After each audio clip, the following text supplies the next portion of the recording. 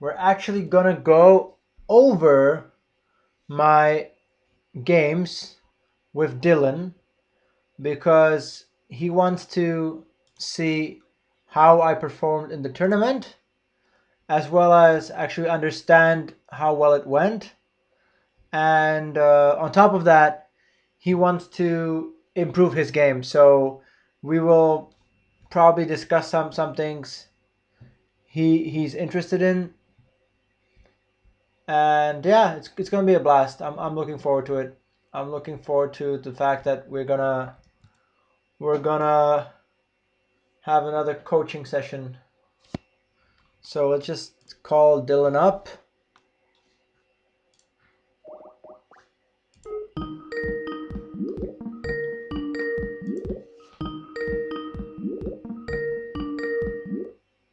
Hello.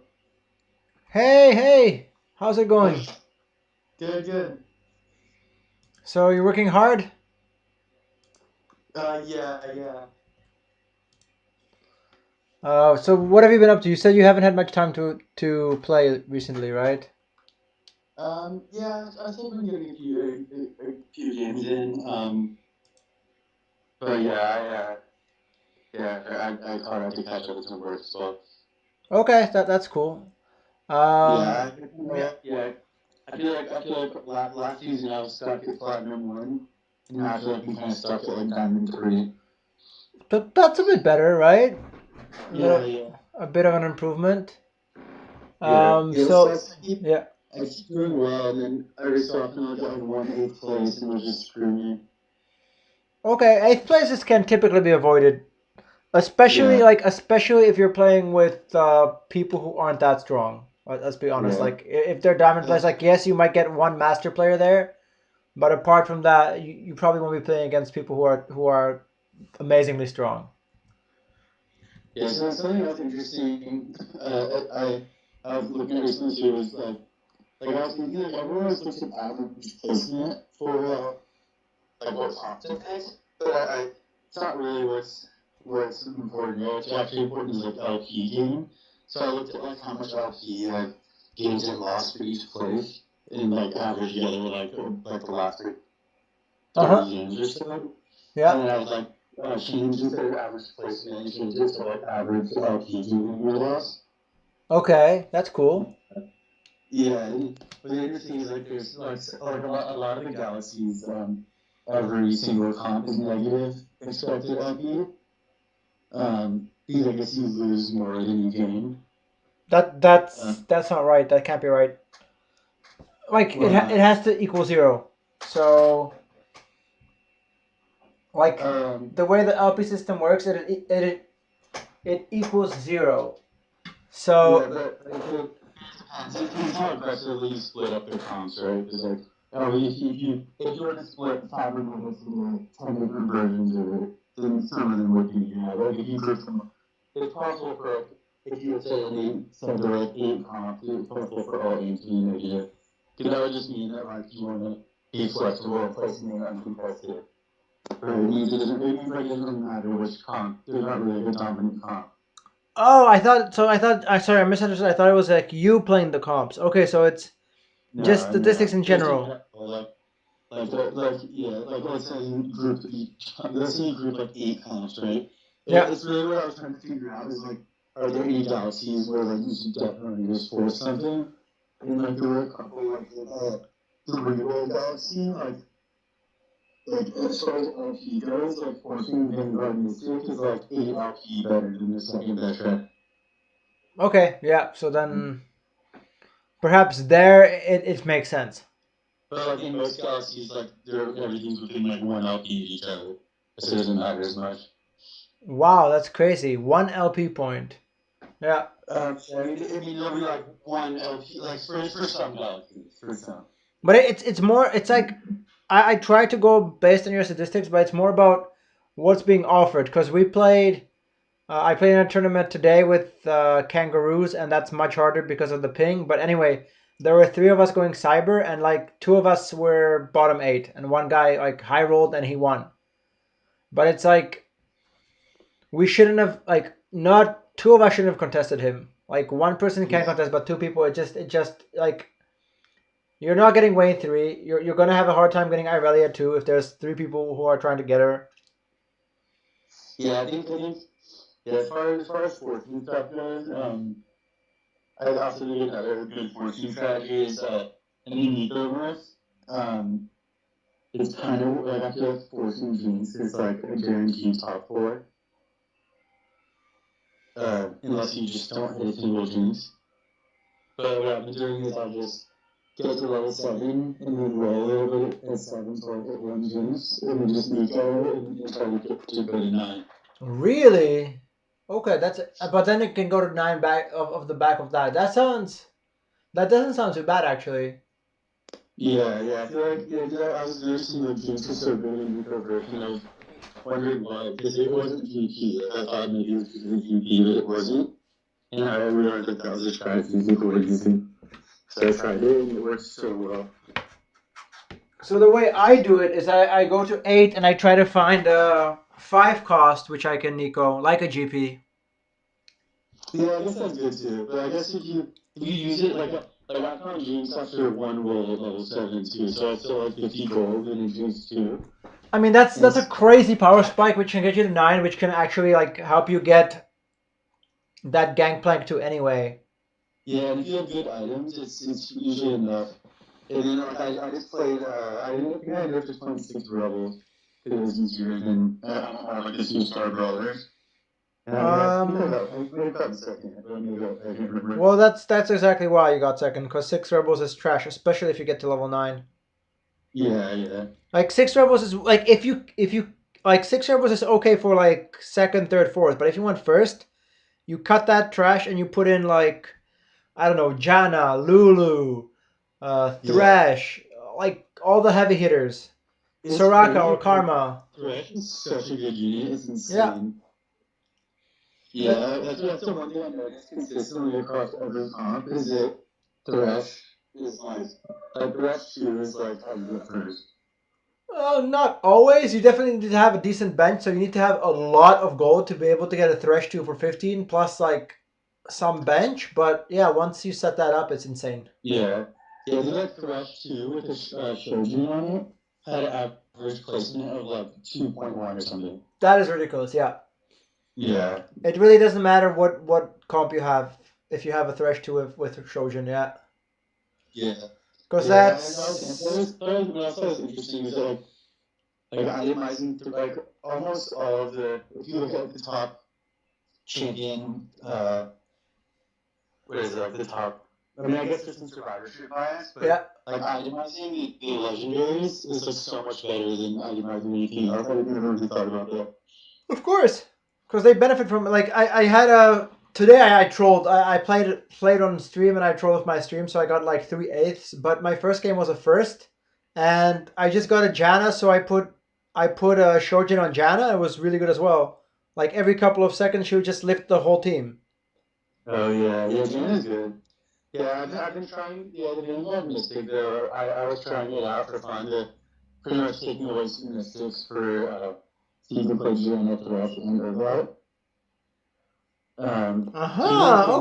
Okay. You can play 2 mystics for Jana and Urgot, and so then you get 3 Star Guardian, you get the 2 Battle Pass. Yeah, I've been trying, but it seems to like the Vanguards die too quickly. It doesn't seem to work. It's weaker because like you go to 9, you have Thresh and you have Urgot on your bench, and that's it. That's the comp. Yeah, maybe. Yeah, I mean, this one maybe is better if you want to keep rolling for stuff because then you have to play Urgot. Well, you don't have to clean your bench. That's an advantage. Yeah. Maybe I think they're nerfing Mystic, right? I hope so. Yes, or the patch notes. Maybe it'll be better if they nerf more Mystic.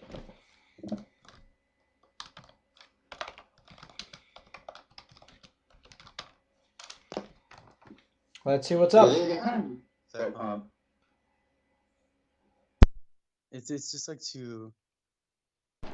I feel like every game that I don't play that comp, someone that plays it ends up getting first.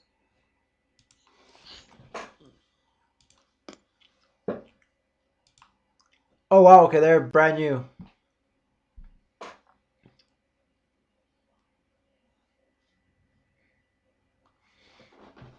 Battlecast.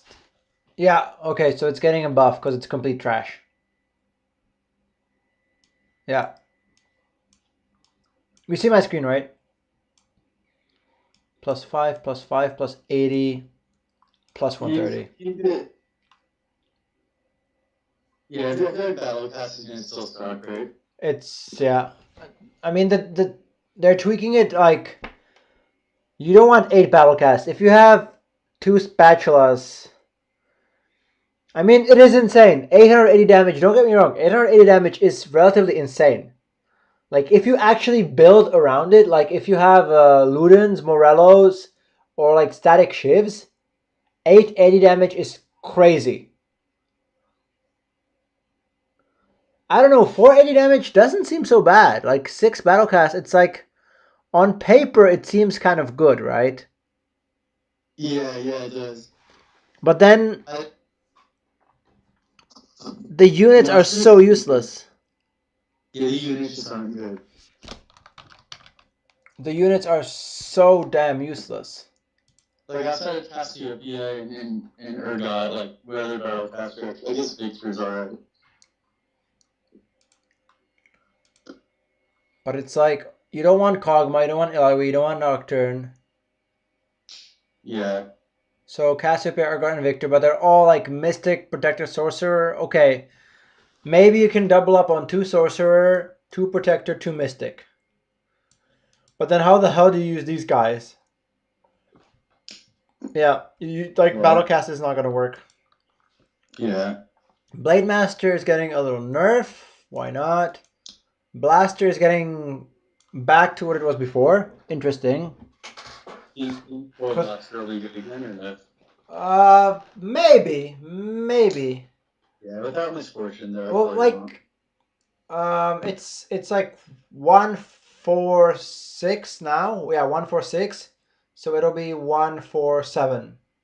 As in, like, you hit 7 units, right? Yeah. So it can be decent. They're buffing them a little bit. Like, I still think 4 Blaster is a bait.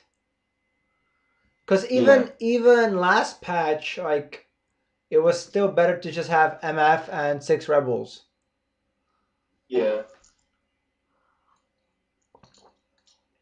Yeah, Darkstar's getting a buff. Darkstar definitely needs a buff. Darkstar is so weak. No one plays this. Darkstar has to be the worst thing. I mean, I like. Oh, and they're not adjusting too. Yeah, because Jin and Karma are fine. So Jin and Karma are not getting buffed. You need to put in 2 more shitty Darkstars for it to work. Could you even put in Zero and like someone? Yeah. Who the hell do you put in? So like, I use Jin and Karma, and I appreciate the small buff to Jin from all the units dying. That is okay. But apart from that, you just don't want more units. Because Darkstar sucks. Infiltrator, they definitely need a buff. They're quite weak right now. Mech Pilot, what? Mech Pilot needs a buff? I think so, no? Oh, okay, wait. So it's decreased. Okay, so here, but this is insane. This is perfect. Like, I really like this because if you have, like, you should always, like, what this is like now and even next patch, remember, always try to keep Annie and Rumble in case you find Fizz. Really? Well, look at how powerful it is. Okay, so look at these, like, look at the units. Um, Origin, sorry. Yeah, 750, 700, 900. So that's, what is that? Wait, what Rumble's stronger than Fizz? Interesting. So that's 1600,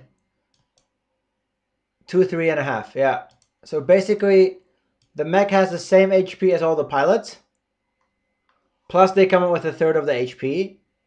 Plus, it has like a ton of damage. It does AoE damage. If you put any good item on it, like a Bramble Vest or anything, it's amazing. And it's going to get even stronger. So you don't really like... It is... If you're going mech, it's good to 2-star or 3-star your mech pilots, but it's not necessary. Yeah. I've never. I don't think I've played mech a single time this cup. It's actually quite powerful. If you can get mech on stage... what is it? Stage 3? It's so good. It's good.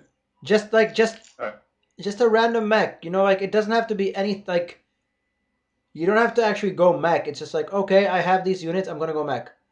Just for a few rounds. And after a few rounds, you pivot back out. That's smart. But it's like, why not? It's just 9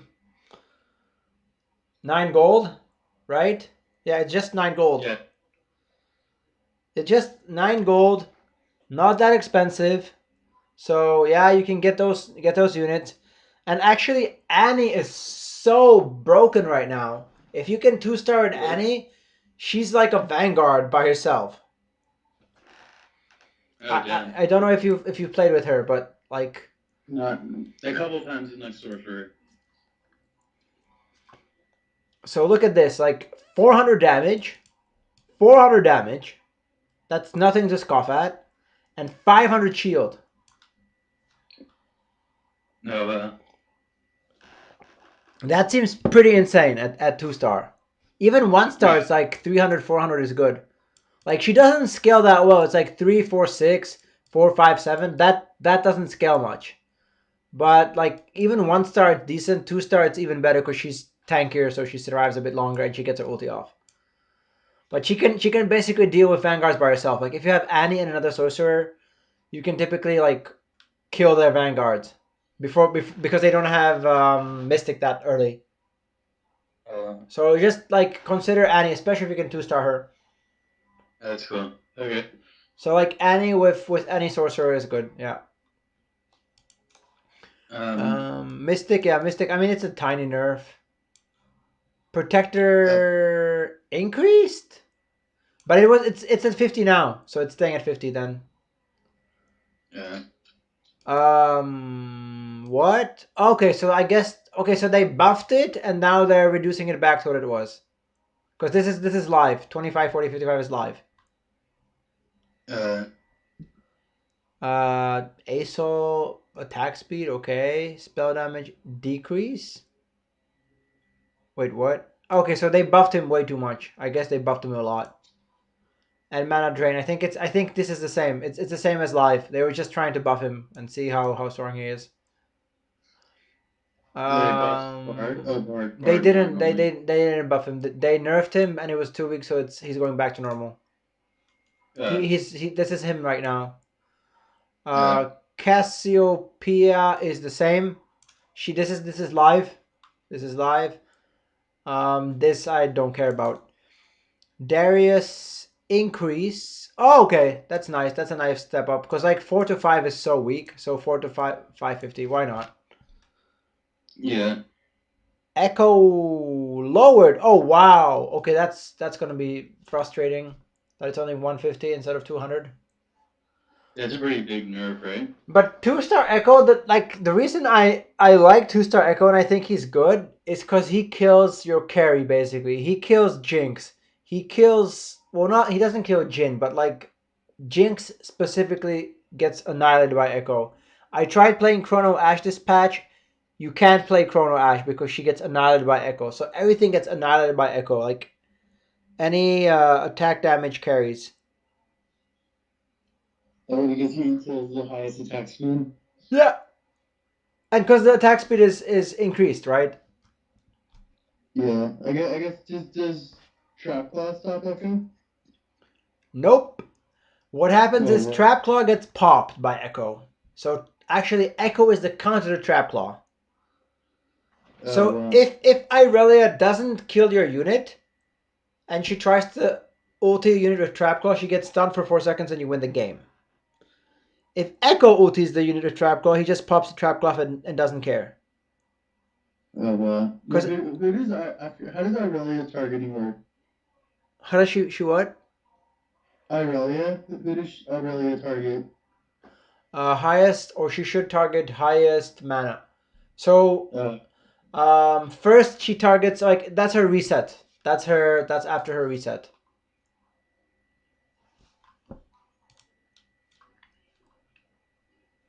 That's after her reset. Where is she? Yeah, if this gets a target, she casts again at the enemy with the highest mana.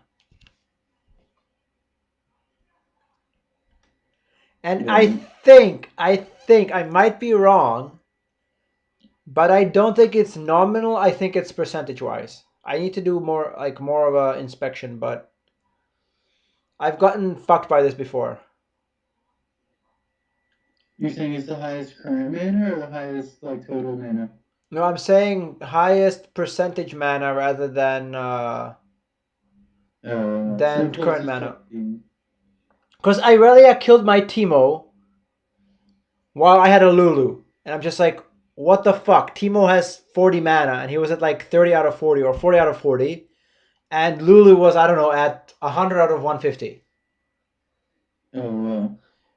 So maybe it was just like that one case, but like, keep your eye out on that as well. So it could be the closest unit to ulti. Something like that. With the highest mana, so it could be like mana percentage. I don't know. Yep. But like, I gotta watch her more closely, like the way she executes stuff. Got it.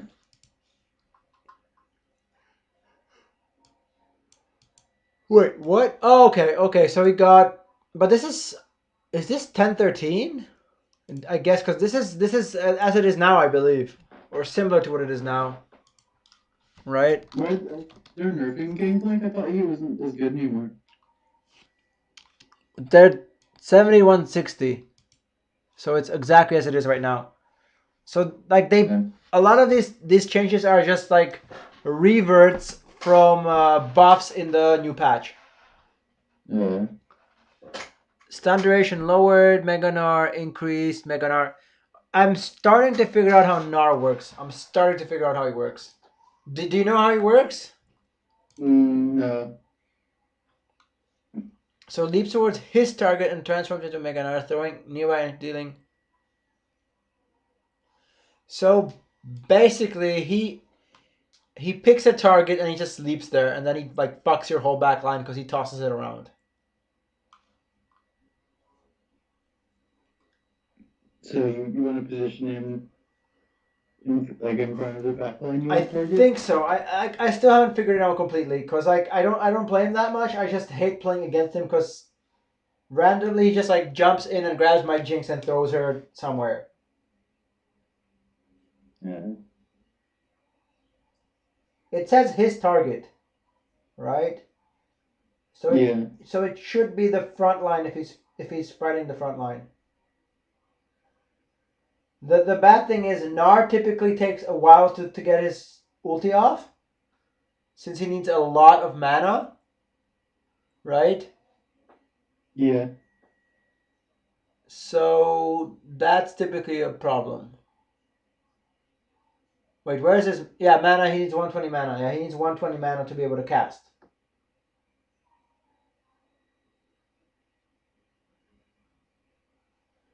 So he takes his time, and after that, he transforms. So let's just go through this a bit more quickly. Ali doesn't really matter. That's trash anyway. Jin AD decreased. Okay, he's OP. Jinx, but that's already live. That's already live. I'm not sure these patch notes are actually. I have a question. Is two blaster still required for Jinx or no? Um. So you'd run her without blaster completely? I'm saying could you? Or like Yes. do you think it's better to play like Ezreal or you could play like some legendary, right? Okay. Okay. So how would you go about that? I mean, I guess it would only be good. Like, it would be better, I guess, if Jinx had like IE, Last Whisper, Deathblade, or GA or something, right? Then Blaster doesn't really matter, right? Well, if she has Last Whisper, you kind of want her to apply it on everyone, right? Oh yeah, true. But if yeah, okay, like If she has IE. Deathblade, you kind of want her to get that from everyone, don't you? Oh, true. Yeah, I guess all the items it benefits. Yeah, Red buff is the same. in So Giant it's Slayer. Giant Slayer, yeah, maybe. Yeah, Like if you have RFC and Giant Slayer and like a GA, then it doesn't really matter. yeah. But how would you utilize her? Like, what would you need to concentrate on more if you don't have Blaster? Um, well, the front line. Your front line or their front line or what specifically? Um, I guess you need. Oh, do you need like some Morello maybe on someone? You need perfect positioning. That's what I'm hinting at. Uh, Because you need her to get excited. Because her rockets are AoE, right? yeah, So you need to make sure that there's enough burst damage against the target to kill it, whoever her target is. got it. I see. So So Blaster makes it a bit easier because she's attacking three targets. 4 targets. Oh, four? Yeah. Yes, 1 + 3 is 4. Yeah, yeah, yeah. Oh, yeah. So it's much more likely that something in the front line will die. Yeah, I see. Okay. That makes sense. I mean, technically, if you have Blitz and Jinx, like she's almost guaranteed to ulti anyway, right? Got it. So you can play Blitz instead of Ezreal. Well, you play both. No, I'm saying then you could play Thresh instead of Ezreal, I guess. Oh, yeah, sure. Yeah. But you still like okay, so you have the Jinx, you have the Blitz, and you have some kind of like maybe a Ziggs or something, right? Yeah. Like some you need some sort of burst damage. That's what I'm hinting at. Like you need burst damage, and the annoying thing is, even if you have Gangplank, but you don't have Blaster, like one unit might not die, and it might be the unit Jinx is focusing. Yeah. That's why it's like it's just 2 blasters. It's like it's just one additional unit. So I really think adding Ezreal is the play. Got it. Personally. Um, yeah, I think you know what actually I think the one time to play Rebels is if you can get Rebel Metal on Ezreal. Yeah. But what do you think is even better when you're playing Rebels? Well, Rebel GP. Okay. Keep thinking. Um, Rebel Blitz. No. Sorry. So Uh, yeah, like if you're considering playing Rebels, like if you're considering playing Rebels and you have a spatula. was it Blade Master Jinx? Or, Blade Master Jinx, that's crazy. yeah, Especially if you have Blaster on top of that. it's better than yeah.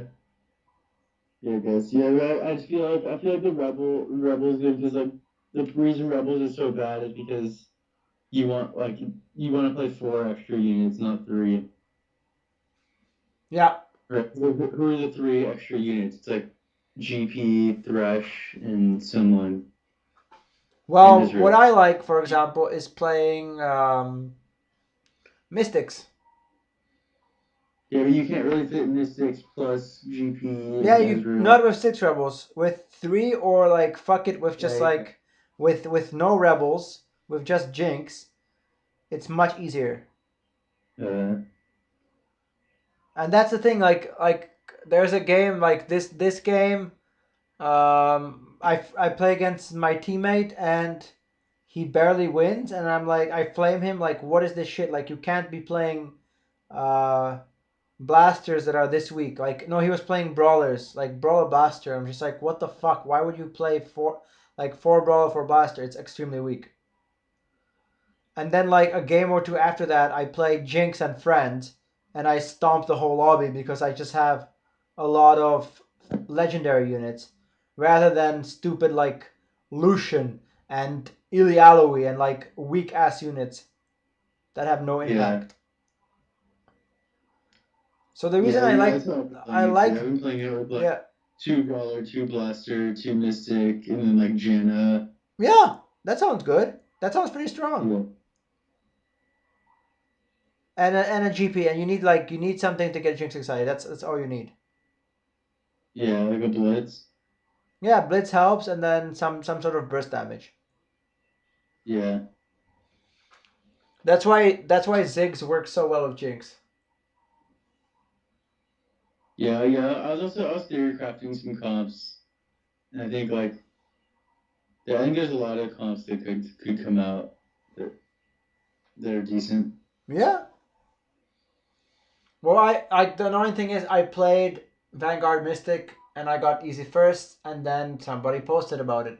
I played Six Blade Masters when no one was playing it, and I got like first or second. I'm like, oh, this is actually a decent comp, but now everybody plays it, so it's like you kind of got to be way ahead of the meta or like way behind the meta. Like once the meta settles, you can sort of play comps that people played earlier on, or you need to play comps that people haven't figured out yet. Yeah. Like if you figure out a comp, it's kind of boring. Like you figure out a comp and you gotta spam it the whole day, which I didn't do. Like when I figured out Vanguard Mystic, like the first day when no one was playing it at all, and it was uncontested every game, and like I just got free firsts. I'm like, this is too boring. Like I always get a first. Like if I play this, I always get a first because no one is contesting it and no one knows how to play against it. Yeah. And then I still think it's pretty close to a free first. Or not free first, but like free top three. okay, so If then let's discuss. only if it's yeah, I mean if you get like Jace 3, if it's uncontested, you pretty much you can just always get Jace 3. I mean, that would be insane. Yeah, I was looking at the data too, and for Vanguard Mystic, it looks like itemizing Jace is like the most important thing. Yeah. Like you want like GA Ionic and then like anything. It's like optimal.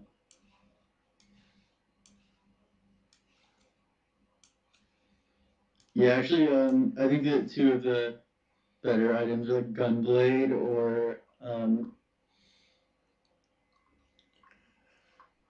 like any rod, like a lot of the broad items, like even I even Locket. Okay, so what would be the best in stock items for these guys, or like For Jace, some for items? Jace, I think it's Ionic, GA, and anything. Um, like I think like here it's like anything, like Gunblade, Trapclaw, Bramble. It could be there's probably like 10 items that work for the third one. Okay. And for Wukong, like maybe just like a redemption. Yeah, redemption is what won me the tournament actually. And then for Thresh or Shojin, if you can. I guess the more core Cassiopeia, I a would argue. Blue I would argue with you on that. I would argue. I mean, Shojin gets him to ulti like one attack and ulti, and then like 30. Wait, what is this? Oh my god, it's too difficult right now. So it's 3 times 75 times by point. No. Yeah, plus 30. It's not enough. So it needs to be 4 times 75 times by 0.18 plus 40. So he still needs 4 attacks of Shojins unfortunately. Yeah. Because it's either 94 or it's like as I did the math like minus 10 and minus whatever that was like minus I don't know 11 or something. So he's just short. Like he needs 4 attacks even if Shojin's to ulti. Right? But Lulu on the other hand, if she has Shojin's, it's over. Like if you 2-star your Lulu and she has Shojin's, like the opposing player is gonna cry. And I'm serious about that. Like 2-star Lulu, like hexing. Cause look at her attack speed. Her attack speed is 0.8, right? And she hexes 4 targets for 3 seconds. So that's 4 times that is 3.2 seconds. No, I'm doing it. No, I'm doing it wrong. I'm doing it wrong. Sorry. 4 times that is 6 seconds, right? 4 divided by 0.8. 5 seconds. 5 seconds. Yeah. And where is this? Where's the mana? 150. So I think it's not enough. 150 times by 0.18 times by 4 is 108 plus 40. Yeah. So she still needs 5. She needs to attack 5 times to be at full mana. So it's actually 5 divided by 0.8. So 6.24. 25. But it's minus 3. Okay. So then you either need double Shojin. Like it's completely ridiculous. But double Shojin Lulu is probably the most OP thing you can do at that point. Or Runans. Actually, Runans is the same thing. Yeah. Sometimes I get run-ins on like a late carousel. Because then it's 3 attacks. It's just 3 attacks. I think, right? Because it's. Wait, does run-in gives you the mana? Yeah, it does. It does. So it's 150 times by 0.18 times by 6. Yeah, there you go. Wait, run-ins gives you double mana no matter what? Nowhere. Or just with Shojin? Shojin with Runans. I think. Actually, I think it might give you double mana. It might. That would be nuts. My math is. Wait, what I'm doing. Yeah, it's 18 times by 6. Yeah, so yeah, it works like that. I think it does. Actually, I'm pretty sure it does. Well, if it works if Shojin, it should work without Shojin, no? Yeah, wouldn't that be insane though? Applying the wear's attack damage and applying on-hit effects. Right? And then Shojin. Oh! So it only works with Shojin.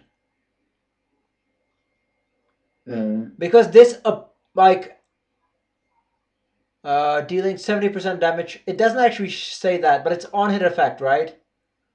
It's an on-hit effect, and Shojin is an on-hit effect. Okay. So, you need the combo.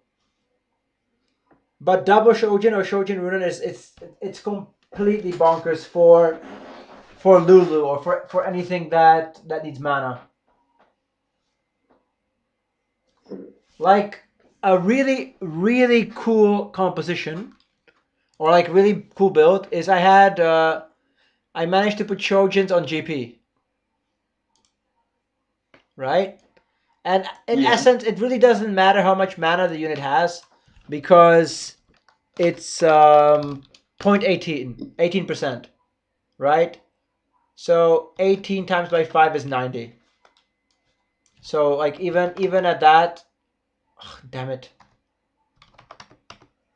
Even in that, like he just needs a little bit of mana, right? So like if it's 160 times by 0.9, that's 144. So he just needs 2 extra attacks, like physical attacks. So basically, any unit, like any of these units, like maybe or Wukong is a special case, but like Gangplank ulti amazing, Nico could be cool, Lulu is brilliant, Echo is fucking troll. Like really fucking troll. If you have Infiltrator, he's a complete troll. And Janna is actually kind of cool. Soraka is cool as well. Caitlyn is alright. Blitzcrank is extremely troll. And that's about it. Yeah. Urgot can use it as well, but he doesn't need it that much. And then there's Ashe somewhere here. Yeah, Ashe as well. But basically, Shojin is brilliant for Echo and Lulu, as I mentioned before, and Janna too. Yeah. Soraka as well. Like Soraka can use it as well. It's cool. Because it's 18%, right? It's 18%. Okay. So basically 5 attacks is 90% and that guarantees it. So like it's like 4 or 5 attacks on the extremely mana thirsty units it's 5. On most units it's 4, some it's 3. But typically it's 4. It's like 4 or 5 attacks. But anyway, it was just hilarious that Gangplank actually ultied several times. Because it was a 2-star Gangplank with Shojins, and like he would ulti, then he would die, and then typically people were no longer focusing him, so he would be able to like ulti again. And I think I had Celestial or something, so he would actually heal up or something like that. So he just like he was an ulti machine.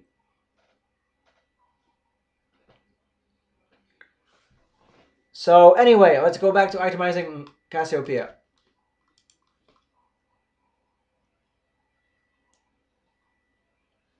Got it. Yeah, so I think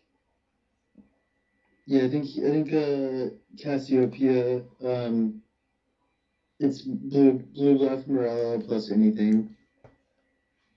Not anything. There's a specific item you want if you can. The RFC. Yeah. Good. But I think actually Ludens is better. Actually, It's debatable. I was looking at the stats and it actually looks like it doesn't really matter. Like the third item on Cassiopeia, we're all within like 0.1 average placement. Like it looked like it didn't really matter that much. Like it seems like it matters more than it actually does, I think. Okay, so let's continue with the theory and crafting. How would you start? What do you start with? What item do you start with now? I like starting with Rod because there's 2 items you could make versus 1.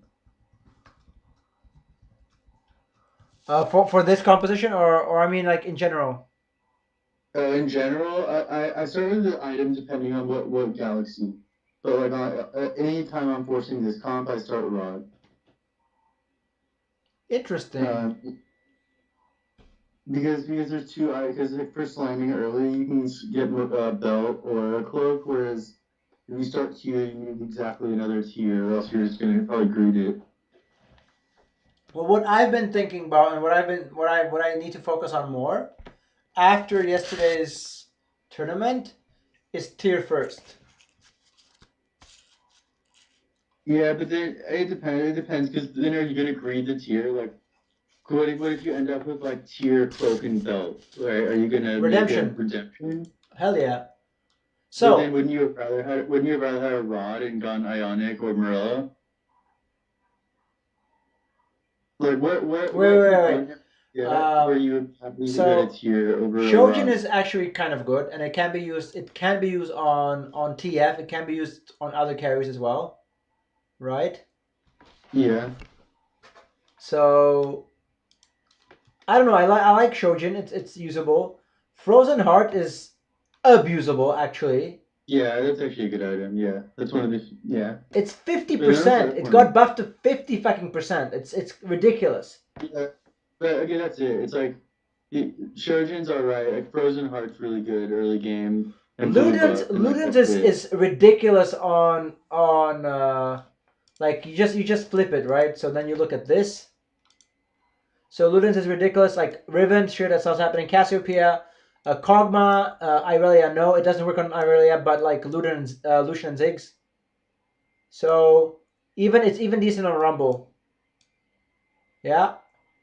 So like, and it got buffed. It got hella buffed, by the way. If you notice that, I don't know if you noticed the buff to Ludens. Yeah.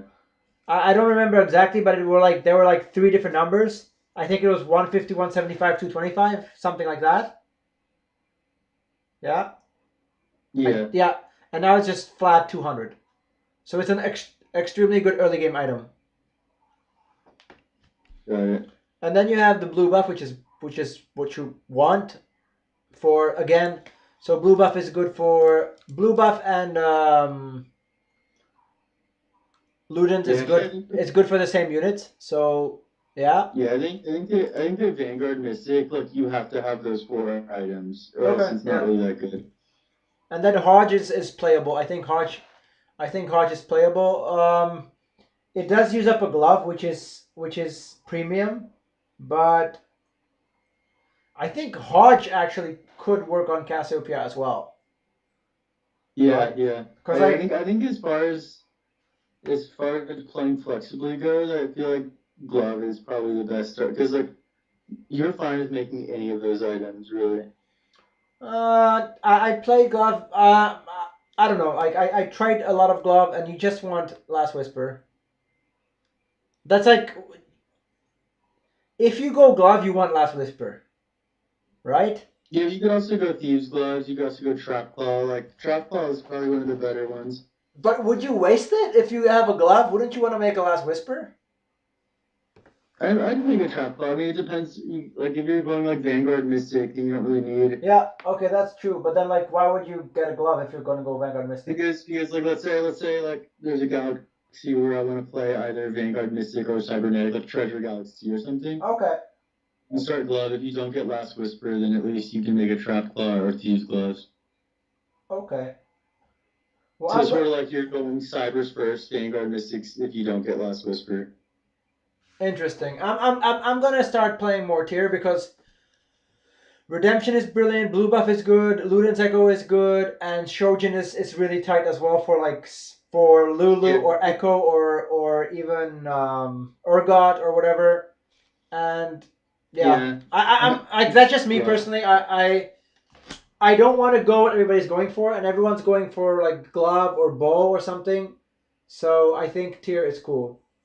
I like for Vanguard Mystic though. I like Rod just because I think that like Ionic and Morello are like you have to have both of them for that comp. You're right about Ionic. Ionic is probably the most broken thing early you can have. Yeah, and then even like Gunblade, I think is probably close to like marginally best in slot for Jace. That's interesting. Especially that it did get buffed. You're right about that. It did get buffed. So Yeah, when yeah. I he mean, dunks it with has the best. Ionic, he can really heal up. Yeah. Yeah, Gunblade is the best stats for Jace, and also I think that for Vanguard Mystic, Locket is like severely underrated. Oh shit. Okay, you're right about that. You are right Yeah, so I about think that. that Rod you can make just about anything, and it's fine. But yeah. So I guess I can go tier or rod. Yeah, Yeah. and also I think the Battlecaster stat is even not too bad either. No, bro. We just looked at Battlecast. It's trash. Yeah, it's trash, but I'm saying if you have like a spat and a Rod left over, it's not the worst. You know, you'd rather make Celestial or Protector. But I'm saying I think Rod, like you can do so much with Rod. If you have extra rods, it's not that big of a deal. I Like mean, Death you can Cap make is brilliant. Yeah. yeah, you can make Gunblade Lulu, Gunblade Thresh, like rods. No, I feel like Gunblade Lulu. rods are No, please never Gunblade Lulu. no. She doesn't do any damage. Oh yeah, but it ults faster, right? How would it ult faster? Because the attack speed. Gunblade? Oh, did I say Gunblade? I meant Rage Blade. Rageblade. Yeah. Yeah. Okay, Rageblade. Yes. Sorry. Yeah, Rage Blade Thresh or Lulu. That's what I meant. Yeah. And then you can also make like a Jewel Gauntlet Jace is good. Like I feel like Raw, there isn't a single item that you wouldn't make. Okay. Whereas like whereas tier like your Hand of Justice you don't really want, Chalice you don't really want, Shiv you don't really want. That's at least my logic. Is it like rod? Like if you get a bunch of rods, it's not that big of a deal. But then for Cybers, it's kind of like, what the fuck are you doing with rods? Yeah, no. I was more so talking about like if you're forcing Vanguard Mystic. Oh, if you're forcing, then yeah. But it's like I'm trying to figure out what is the best starting item and what are the best like starting like completed items for as many compositions as possible. I see what you're saying. That's my thought process. Like, what item can I get? Yeah, I was actually thinking of the same thing, and I feel like maybe you have to be sword or bow. Right? What? I would actually say rod or tier are fine. Because GA is good in every single comp, right? And like Giant Slayer. No, Giant Slayer is a bait. I don't like Giant Slayer. I think Giant Slayer is more of a like item you add rather than item you build early. I guess it depends what builds you're going for. Like I only really play like Jinx, Cybers, and Vanguard Mystic. And so like Sword is pretty it's like core in all three of them. Okay. Yeah, I guess it depends what other builds you're playing. But you do make a good point. Like looking at this Rage Blade is kind of usable. Ionic is amazing. Morelos is good. Ludens is fine. I guess Rabadon's is cool too. So maybe I will try Rod first. I'm thinking Rod or Tier first are probably the least contested. Yeah. And you don't want Cloak. The only thing you don't want is Cloak. Yeah, Cloak sucks. Yeah, Dragon Claw is the worst item. Every game I slam a Dragon's Claw, I end up like getting It's really good later. The fact is, don't slam it early. You can't like. There's no point slamming it early, because especially like early Vanguards are good because everyone does AD damage, right? Yeah. Rather than AP. So it's all attack damage and no ability power damage. Yeah, and then I also think that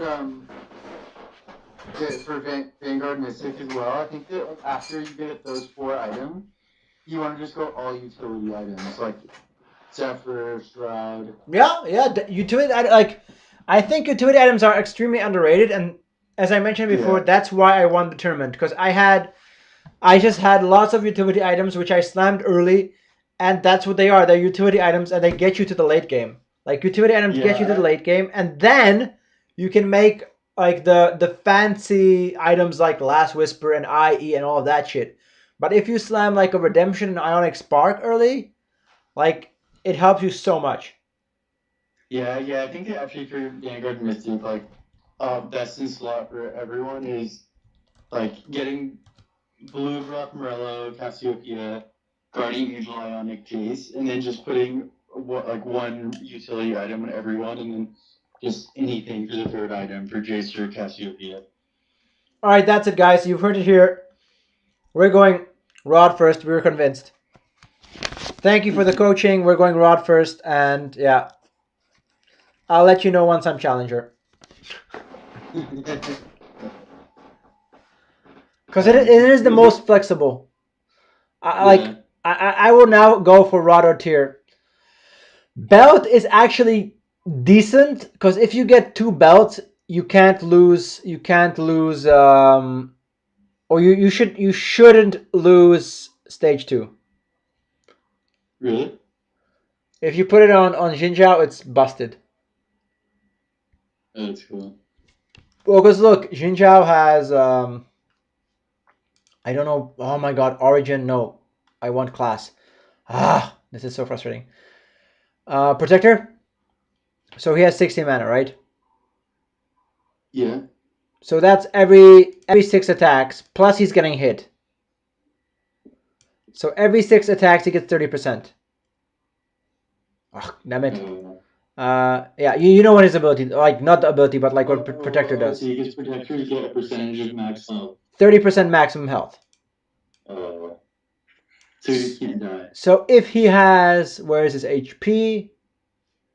If he has 1650 HP, and he gains, yeah, quick math. I don't know, something around 500. Am I right?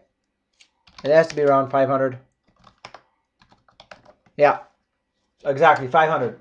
So he gains 500 HP every time he ultis. Oh damn! So nothing's killing him.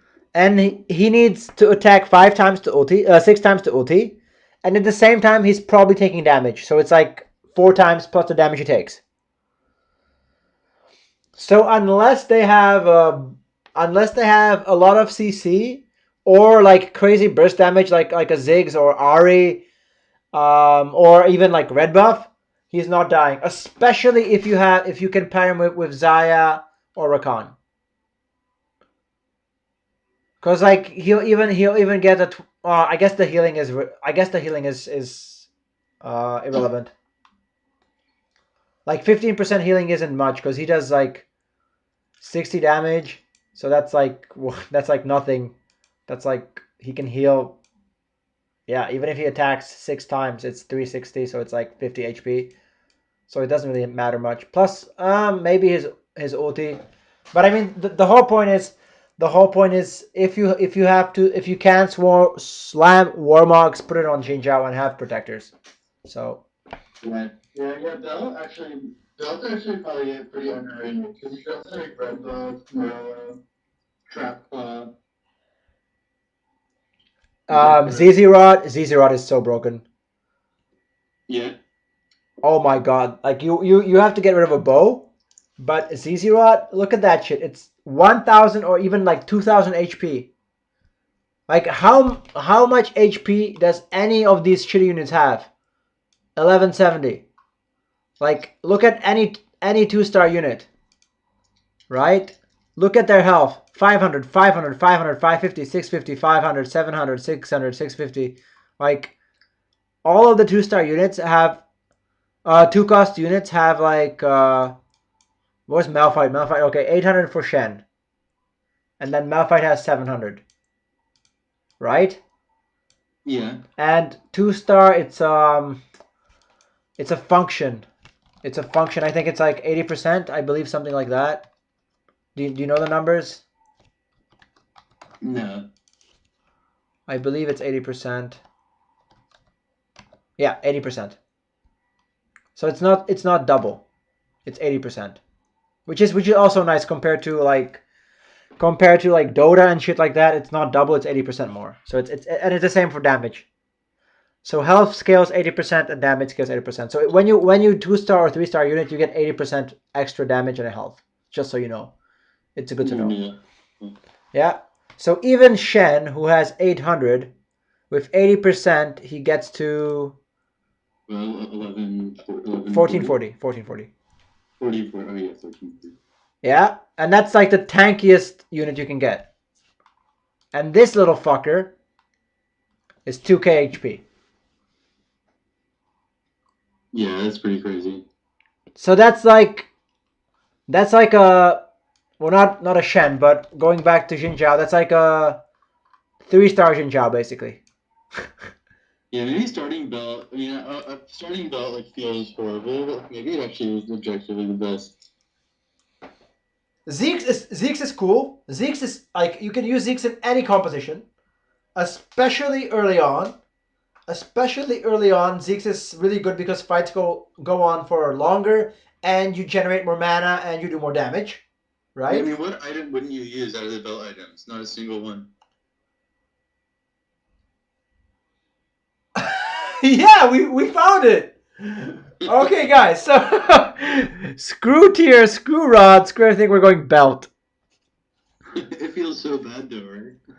Everybody hates belt, but it's like, what the fuck? Like, I mean, Zephyr is kind of useless this early because 5 seconds is nothing. You actually don't like Zephyr. Like, you don't want Zephyr because 5 seconds is actually nothing. Like, combat lasts 20, 30 seconds. Yeah, the only reason I sometimes will stand Zephyr early is because it forces me to scout. That's good. Like, Zephyr, even early, like, it's not great utility. Like, how do you want to use Zephyr early, by the way? Zephyr in frontline? Yeah, definitely. You want to get rid of their, like, if they have, like, a tank or, like, a 2-star tank, you want to make sure your units start attacking the weaker tank or ideally somehow get to the back line. So if they have something like this, Um, can I cut this? Yeah, cut. So if they have something like this, like it doesn't matter, like whatever. Yeah, something like this. Yeah, imagine these are shitty units, like 1 cost units, right? Or 2 cost units. So if they have something like this, like if you lift the Mort, so he's out of there, you can actually sneak into the Karma. That's how you play. By the way, that's how you play Cybers. If you ever play Cybers, like if you have Irelia, you can have her here, right? Yeah. Yeah. And on the other side, if he has a tank like Nautilus, you want to lift the Nautilus. So the way I do it, or I try to do it, is like by doing something like this. I have my like this is my side and this is their side. So I try to Zephyr their Nautilus so that I really can sneak in and attack the back line. And that really helps. So remember that if you're ever playing Cyber, position the Zephyr opposite to Irelia. Yes? Okay. So that you can sneak in your infiltrate, you can like not infiltrate, like you can sneak in and do damage to the back line. So that's how you should be playing Zephyrs when you have Irelia. You want to lift the vanguards and you want Irelia to be able to get a kill. Because once Irelia gets a kill, what happens then? Then she resets. And kills the highest mana unit. Which is typically a core unit. Yeah. I mean, occasionally it's a Wukong and it's unfortunate, but typically it's a high cost unit, like a high value target. Like somewhere in the back, like something like she can kill a Karma quickly. She can kill a Lulu, a Soraka. She just like clears the back line. Got it. Yeah, and she just like keeps resetting. Yeah, actually, I think in Vanguard Mystic, I think RFC is actually not even close to core. Like, I think that it's only worth making if. Like, I don't think it's ever worth saving a bow for. Yeah, you don't want to pick up bow. I guess yeah, if you have bows, then you do it. But you're No, I'm saying only if you have 2 bows. I'm saying like let's say you have a single bow. Like I'd rather slam a ZZ Rod or like a Titan's Claw or yeah, Titan's Resolve or something, or like even a Giant Slayer or something. But yeah, like anything. Like I don't think it's necessary. I think you just move up Cassiopeia 1 row without it. 1 row, but like, you know how much time you lose by her walking around, right? Yeah. The thing is, Cassiopeia has like 0 or like she's basically a melee unit. I think she has 2 range. Yeah, she has 2 range.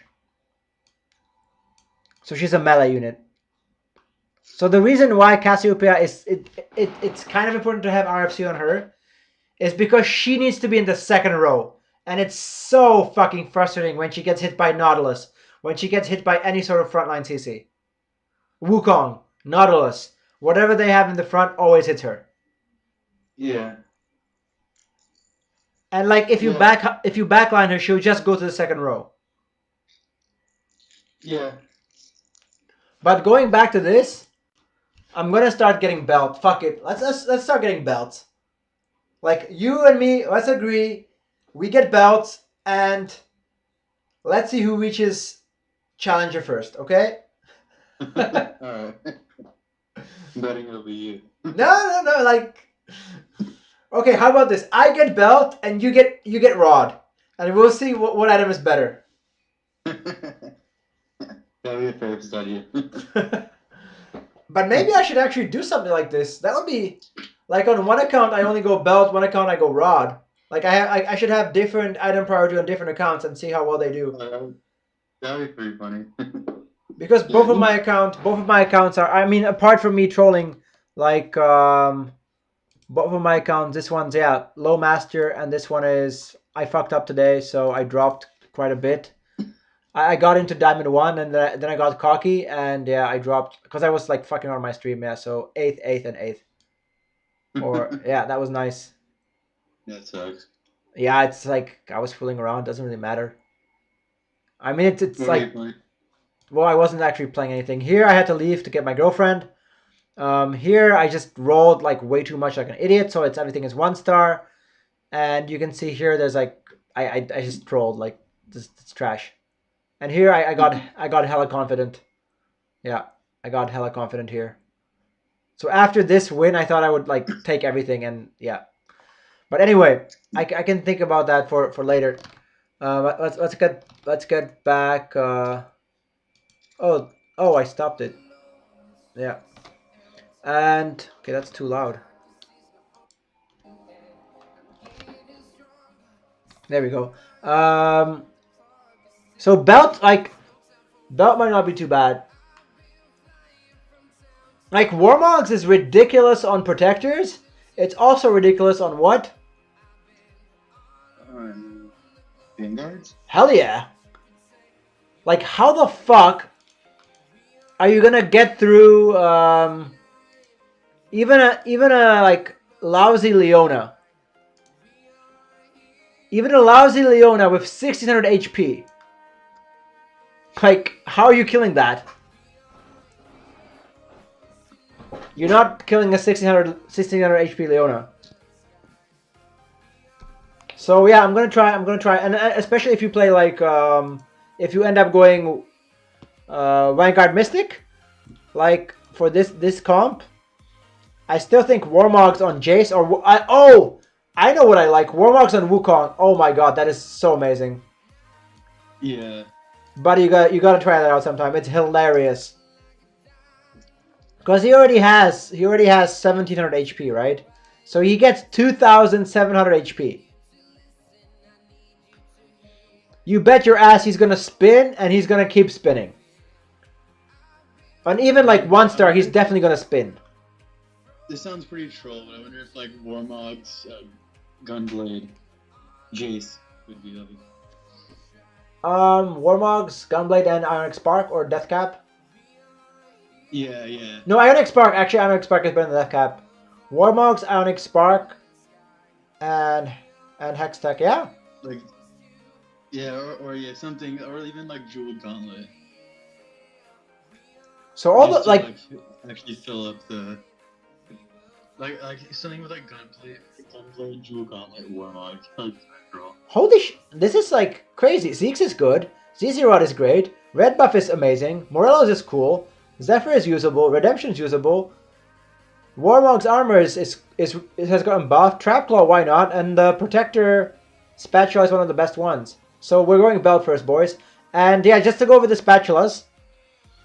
What are the like? What have you realized about the spatulas, or what have I realized about the spatulas? And like, just tell me your thoughts on spatula items. I think it depends on the comp. But it feels like Celestial is useful in a lot of comps in Protector. Oh, I would not play Celestial. Really? I've thought about this, and traits are busted. Traits are way more important than, or classes are so much more important than origins. So, Blade Master, fucking brilliant. Infiltrator, really powerful. And Protector is also good. Darkstar is just, no, please, never, never. Right? So those are the classes. No, sorry, I'm an idiot. Yeah, the classes are Blade Master, Infiltrator, and Protector. Those are classes. And they're the best ones. And then there's Origins, which is Darkstar, Star Guardian, Battlecast, Celestial, and Rebel. So just remember, this column is more valuable than this column. Got it. Very. You don't think Celestial's good? I don't think so. Really? Even in like cybernetics, you can add like Ash plus a Celestial Spat or something. Okay, what is the best use of spatula for cybernetics? I guess it's Infiltrator, Irelia. Second best. Blade Master, Vayne. Yeah. So it's like, yes. Actually, I think I disagree with that second one. I know people do it, but I think a Blade Master is not even best in slot for Vayne. Are you for real? You really don't think so? I was looking at the data and it was like towards the bottom, honestly. I mean, maybe it was wrong. Really? Didn't look. Really? You think it's towards the bottom? Yeah, I mean, it was like towards the bottom of, yeah, it looked like it was towards the bottom. Like, best was like just, like I think IE last was for Giant Slayer. So you're telling me that Blade Master Spatula is actually worse than... Okay. I mean, No, but it's also about the options, right? Yeah, I guess they keep growing. But I think I'd rather. I think, yeah. No, yeah, I think it's probably I think it's good if just to increase your options, so you don't have to play with Riven. Cause like yes, ideally I think you want Infiltrator Irelia. I think you do. Class, no. Origin, no. Class, no. Origin. Origin, yes. So something like this, right? And then you either like, the amazing thing is, if you have Infiltrator Spat, boom, you have Infiltrators. Or if you have Blade Master Spat, boom, you have Blade Masters. Which leaves you with the possibility of putting in like a Thresh and a Wukong. But aren't you always, yeah, true. Yeah, I guess it allows you to not play Riven. Right? Because like all of this is trash. Like you want Wukong and Thresh. Even Riven and Shen, like if you can have Thresh and Wukong, you want Thresh and Wukong. Yeah, true. Yeah, I guess, yeah. So then, like Blade Master or Infiltrator, you want one or the other. Yeah, I'm sure if you looked at games where people played Blade Master and Wukong and Thresh, it would probably be like the best item. Maybe it's only bad because people like aren't using it for that exact purpose. Like I feel like it's not best in slot for Vayne damage wise, but like for that reason, it's probably one of the best. And I mean, then you can even add this guy because he's kind of frustrating. I don't like him. I don't know how to play him that well yet, but I think adding him is basically like another Wukong because he does stuff and things. You want him to be doing stuff and things. Like his ulti is just frustrating. It does, yeah, stuff and things. Let's say disruption. So like you can add then you can add any other 5 cost. So with no spatula, what freebie do you play? With like no spatula, what you want to do... I mean, one of them has to be Thresh, right? Yeah, one of them has to be Thresh. Ideally, you do want Thresh. So what do you think? I think you need Thresh, and then you probably have to have Riven.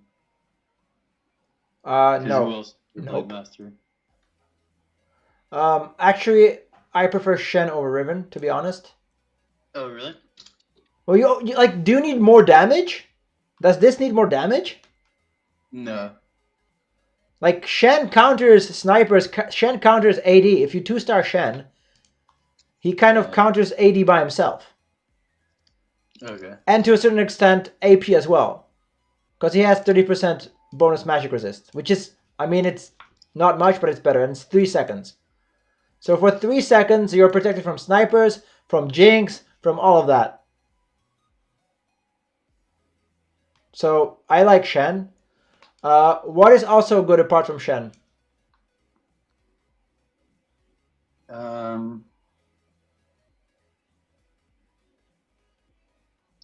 don't know who else is there any other good Blade? I don't think there's any other good Blade Master. Caitlyn. For Chrono Sniper. It's based on who your carry is. But then you need... Who's your last Blade Master? It's based on who your carry is. So if you have something like, where is something like this, right? I don't know, whatever random components you can think of. Yeah, something like this, for example. What would you want as your 8th unit?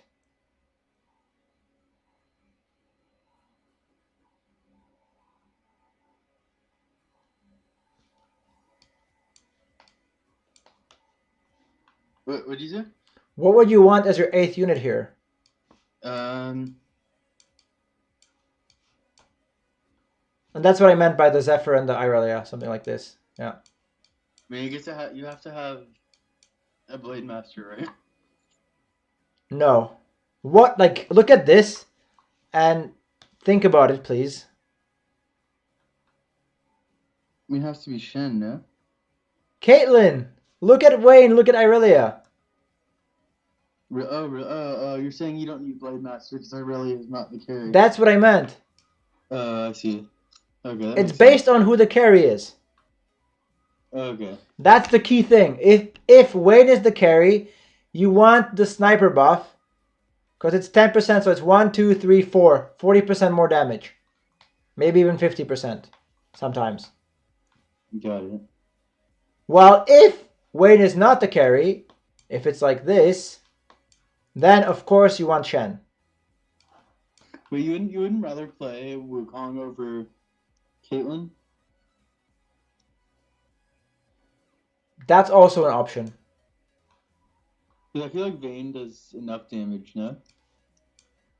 Not really. I mean, it's insane, right? It's 10% per hex.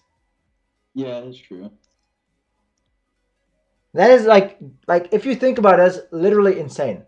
Like if you have good Yeah. Vanguard, it's like 1, 2, 3, 4 at minimum. It's 40% extra damage. This is 30% extra. This is, oh man, it's math hard. Fuck me sideways. Can you help me math this? 30%, 2 additional attacks.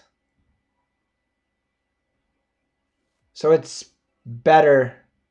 Yeah, it is better because it's every 3 attacks. So it's 1, 2, 3, and then it's boom plus 2. Yeah. So it's actually 60%. It's insane. Okay. Yeah. We're doing the math right here, aren't we? Like every 3rd attack, you do 5 attacks instead of 3.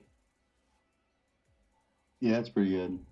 Every 3rd. Okay, so that is actually stronger.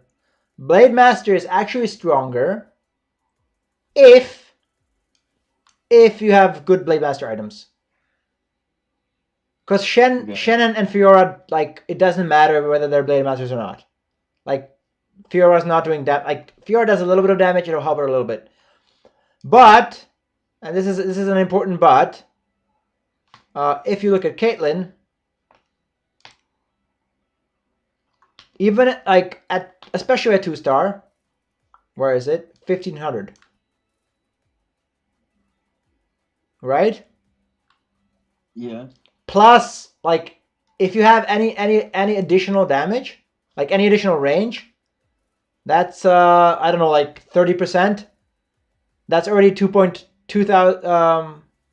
Yeah, 30% is close to 2,000, 1,950.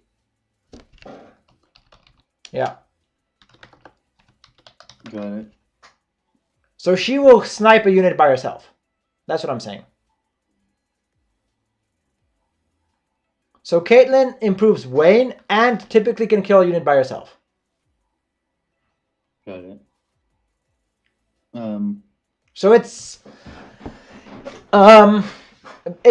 like the answer is always it depends.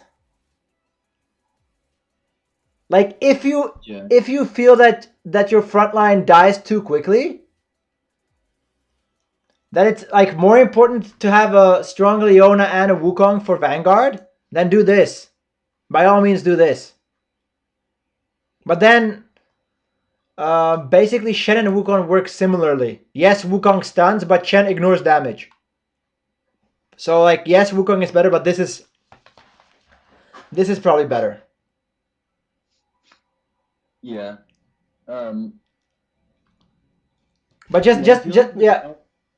Yeah, I feel like without like a data supports this as well. Without Infiltrator Spatula, Irelia is pretty worthless. Not worthless. That's the wrong word. Like not better than Vayne. What is the one item you need for Irelia to work? I think it's info. I mean, obviously, Last Whisper. You need info, Last Whisper. I mean, you need info plus Vayne items. No, it's on the board right now. We discussed it earlier. GA? What? Nope. Oh, Zephyr? Yeah. So if you have Irelia here and a Zephyr here, it's quite likely she'll actually walk up and attack their backline. That's the way to play Irelia. If she cannot infiltrate by jumping, you can even put her in the front. Like, you can even put her there. Especially if the Zephyr is there. So, like, she'll be safe. Like, nothing should, like, you need to check. Like, if there's, like, 3 Vanguards here, then you just do this. Boom, too bad. Right? Yeah. If there's, like, a unit here, then that'll lift the unit here. Like, typically they have, like, 1, 2, 3. They have, like, 3 units in the front. So if you lift this one, Irelia's either going to be stupid and walk around and hit there, or just go all the way to the back. Yeah. So that's how you use Zephyr with Irelia. It's like, Zephyr is like so complex. Got it. So I get the... Because like, if you Zephyr their Jhin, it's not as good as if you get Irelia to go in there and kill the Jhin. For example. Got it. Yeah. Yeah, I think... Yeah. I think Cyber's...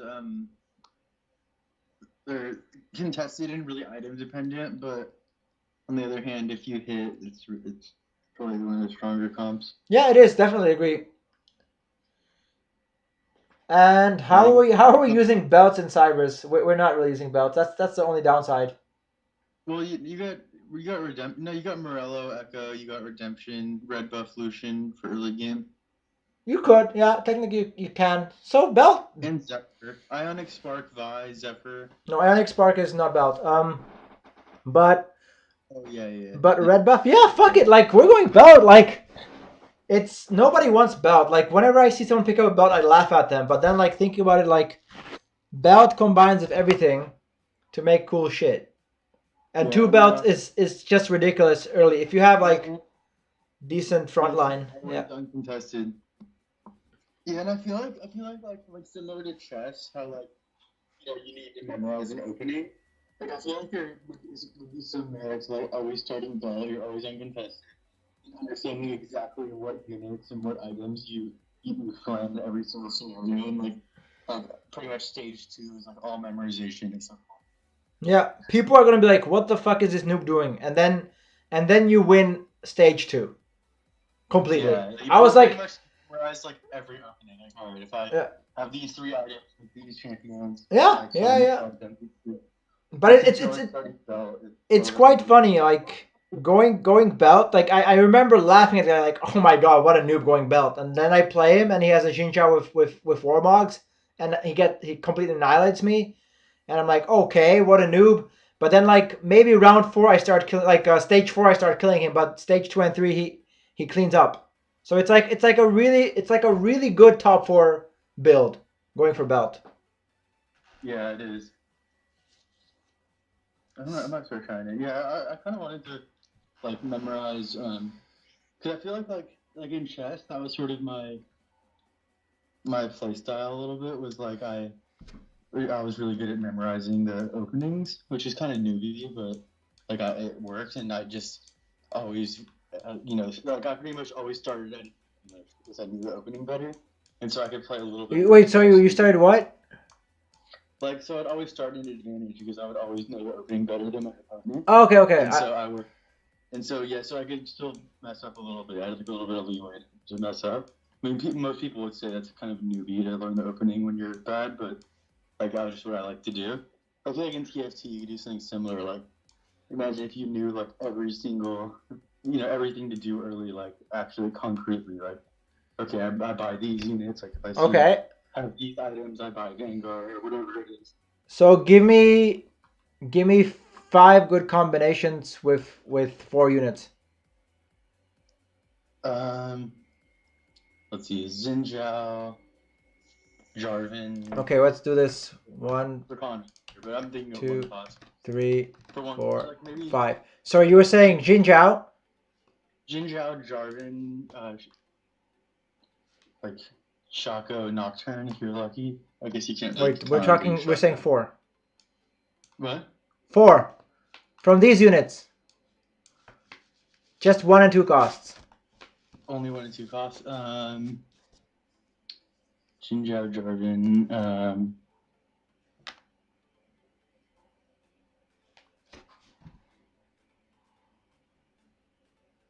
Maybe.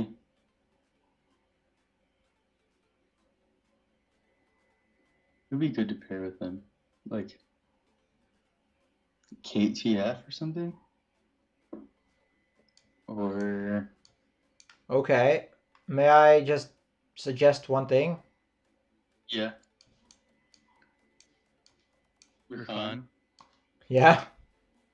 Yeah, I guess I was thinking that the odds of you getting both Rupon and Jinjo are lower. Okay. Because that's like Sage's one. Okay, so what is better then?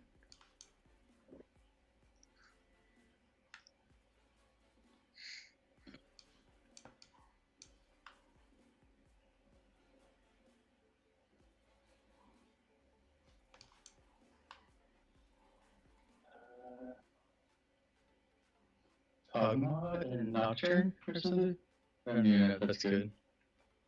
That can potentially work, sure. Kog'Maw Nocturne. Yeah.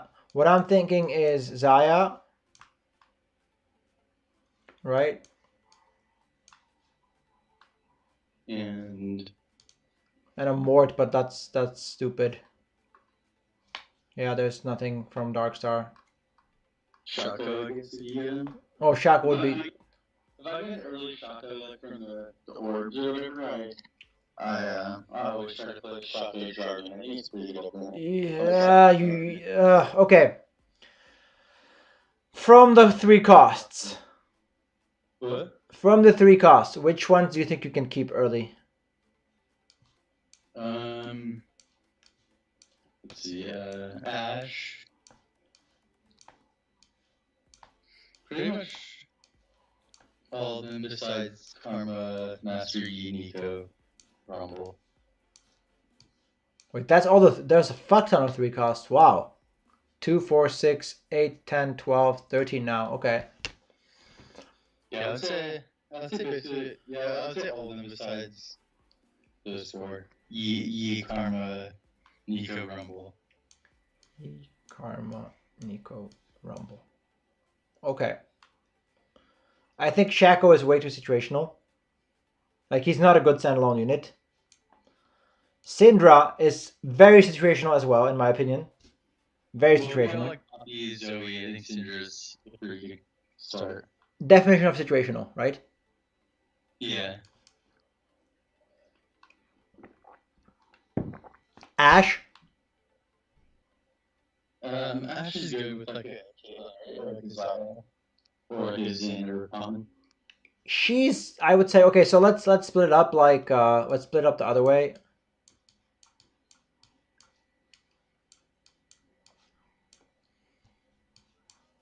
Yeah, so you're saying Ashe would be usable, okay. Maybe. Ashe situational. Bard? Bard, I would say Bard's definitely a keeper. Bard premium. Especially what stage 1. Bard is premium. If you get him in from an orb, he's a premium. Like, you can get to level 5 before the carousel or like on the carousel without actually buying XP. Yeah. And he's reliable. He's not like Space Pirates. Cassiopeia? Yeah, Cassiopeia is has to be a keep, right? Just because, just solely because you can play Vanguard and see that way. I put her in the second row. What? I would put her in the second row. Yeah, okay, I agree. Because I guess it's only good for that comp. So it sort of forces you into going one comp. Exactly. Ezreal? I think Ezreal is a pretty premium, but I guess maybe second row. Third row. Third row? Ezreal's weak, bro. Really? You wouldn't you wouldn't let Ezreal over Graves with like Ezreal Lucian? Okay. Like Ezreal Lucian Blitz? That's one of the best openers you can have, right? No. Hell no. Why not? You don't think Ezreal Lucian Blitz Malphite? Once you add Malphite in, okay. Now it's something. I mean, I always level up for it. You don't always level up for it. I do if I can, if I have something, yeah. Yeah. But I still would say Ezreal is more situational. Yeah. Like, Bard is like, you just want to have Bard. You just want to have him. Yeah. I would say Vayne has to be tier 1 also. Yeah, Vayne is tier 1. Actually, she's quite situational, but she's too good. Yeah, I feel like if you get an early game, you gotta find a way to play it. Yeah, you you're going cybers. Yeah. And then I think Nico is definitely the bottom of the bottom. Right? I'd leave her in the third row, to be honest. Really? What scenario would you ever use Nico? Protectors. Yeah, I guess. I guess it's good for early game. Yeah, and what's one of the best items on Nico? What, GA? Not really. I don't know what. Well, we were just discussing our start. Oh, Warmog? No. Getting closer.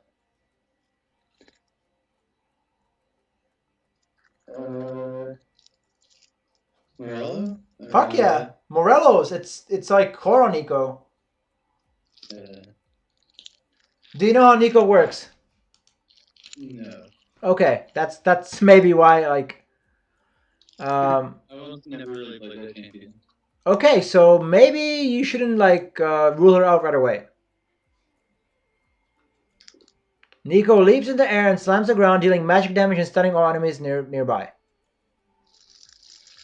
Yeah? Yeah. She has an attack range of 2, so she stuns not one around her, but 2 around her. So if you frontline her, she'll stun, I think, all the way here. I think so. Or like she'll definitely stun everything around her. Like she has a stun that hits like not just like opposite to her, but like everything around. Right? So if you have Morelos, Nico is pretty neat. Got it. Alright, yeah, I guess I'll start using Nico. And see, that's the kind of thing I like to learn, because like that's good to know that you start Bell and you get a Rod and Nico and you keep the Nico. Well, what can you add? Almost every game to Nico. Jarvan? Yeah. Like Jarvan always shows up. Like nobody fucking wants him, but he's always there. Like he's always like popping up. Like, hi guys, I want to play. And everyone's like, no, sorry, fuck off. So Jarvan's always there. So yeah. I mean, actually, Protector is irrelevant. I would say Nico is better than Syndra. Oh, really? So you play Nico, Poppy, Zoe? No, I'm saying you can play Nico with 2 blasters, while Syndra you need to play with like Poppy, and you still need a front line. Like Nico is a decent front line by herself. Syndra is not that amazing of a carry. So I would put it like this. So like this is the best, and then this is not that amazing, and like second row. So third row. Jace is S tier for sure. Jace is maybe like right here. Maybe Yeah, probably like yeah. even there. Yeah, Jace is like an auto keep. That's how I value Jace. Yeah, I agree with that. Then Vi maybe tier 3 or tier 2. Tier 2. Somewhere around here. Yeah. Master E? Master E I'd probably put at the bottom. Yeah, he's kind of weak.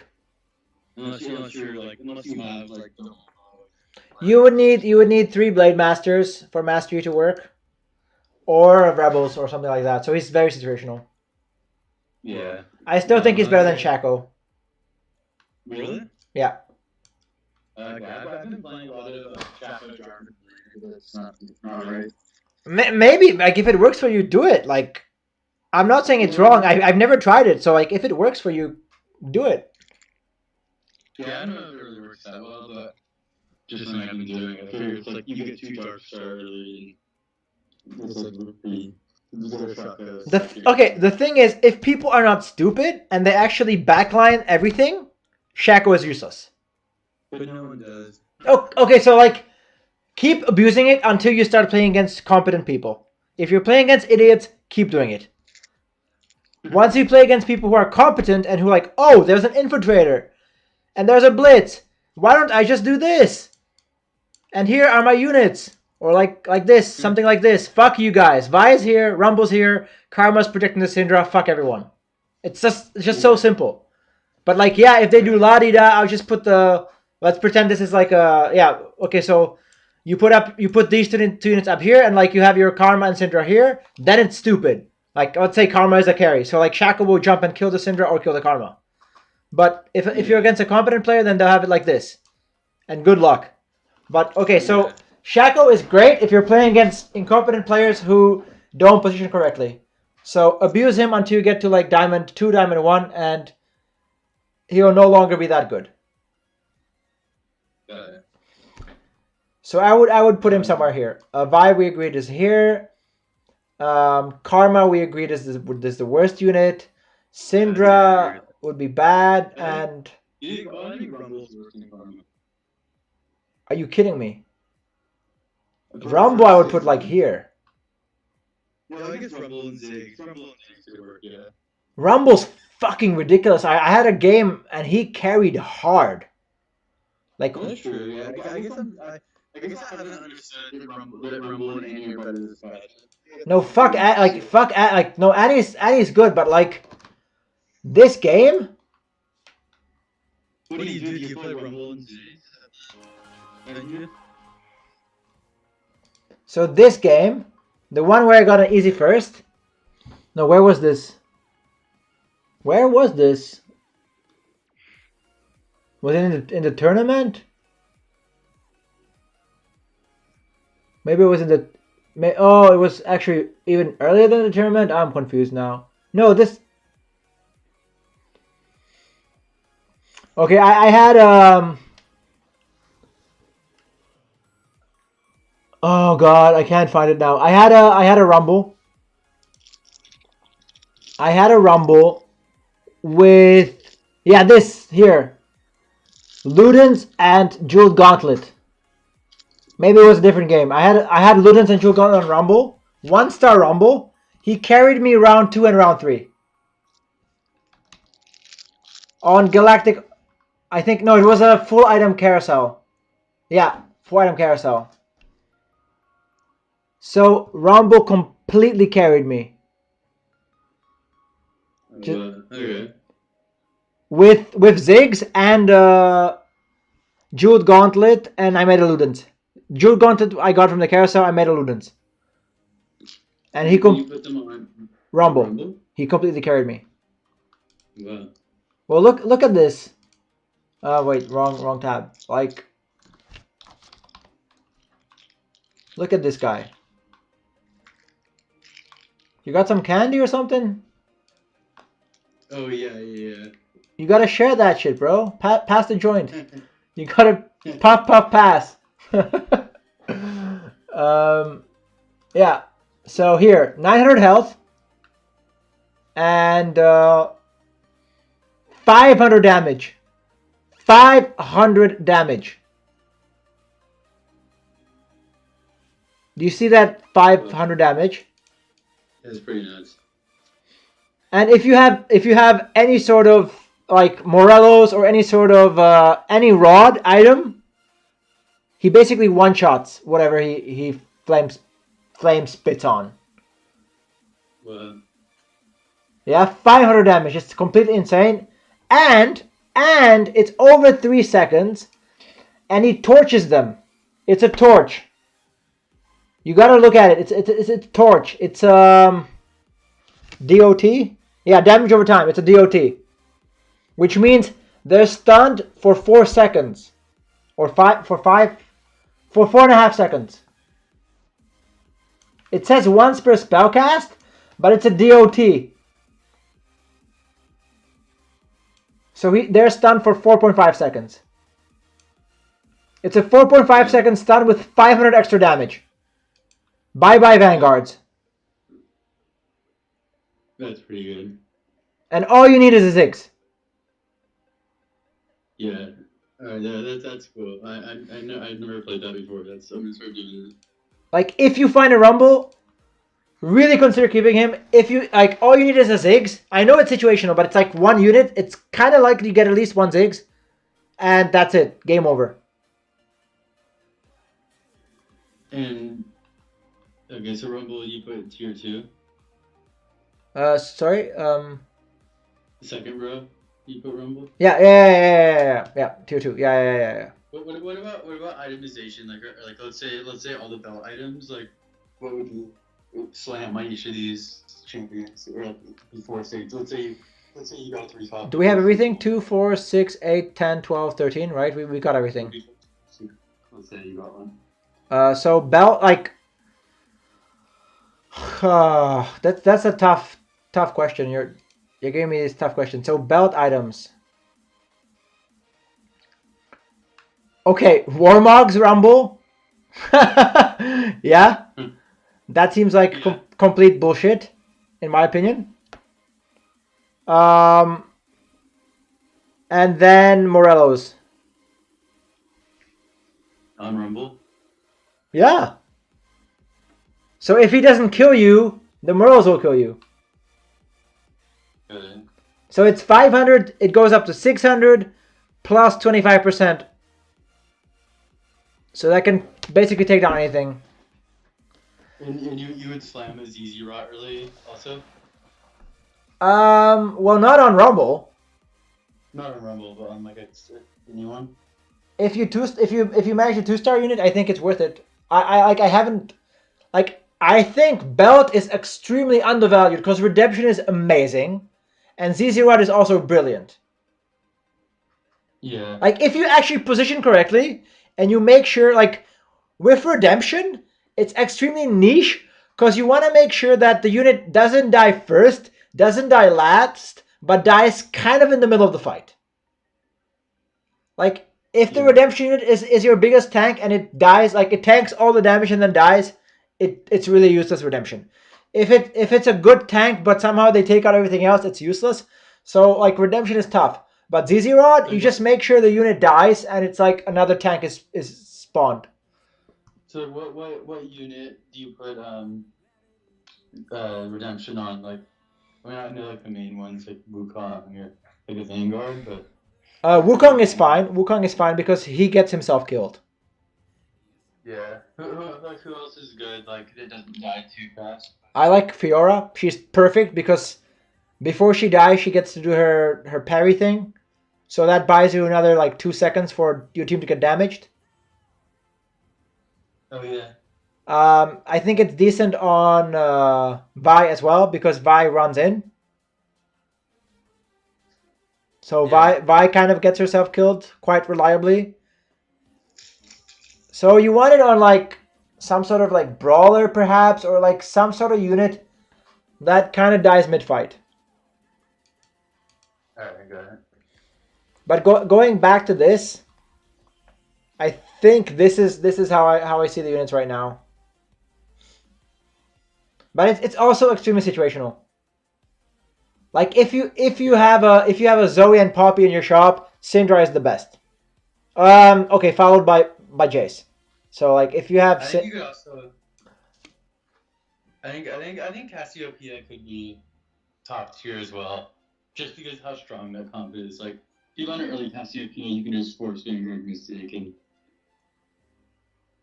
Like, what if we had the data on that? Like, looked at like what's the win rate of people that got Cassiopeia in stage 1 and forced Vanguard Mystic? you can't force Vanguard Mystic though. You can't. What? Well, how the fuck are you getting a Mystic? No, I'm saying if you start. No, I'm saying. I see what you're saying. Yeah. So you kind of just have it, but you at least have the Cassiopeia. Like maybe you just hold it on your back. Never. No. No. Okay.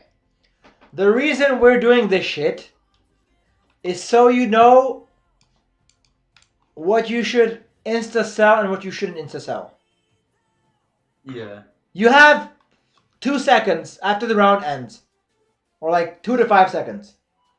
If you see this shit, you click E and you buy the 1 cost in your shop. That should be like a reflex. Fuck you, Karma. Fuck you, Syndra. Buy Shaco. Buy Master E. That should be an instant reflex. Ezreal, you need to have like split decision making. Do I have Chrono? Do I have Blaster? No? Okay, bye.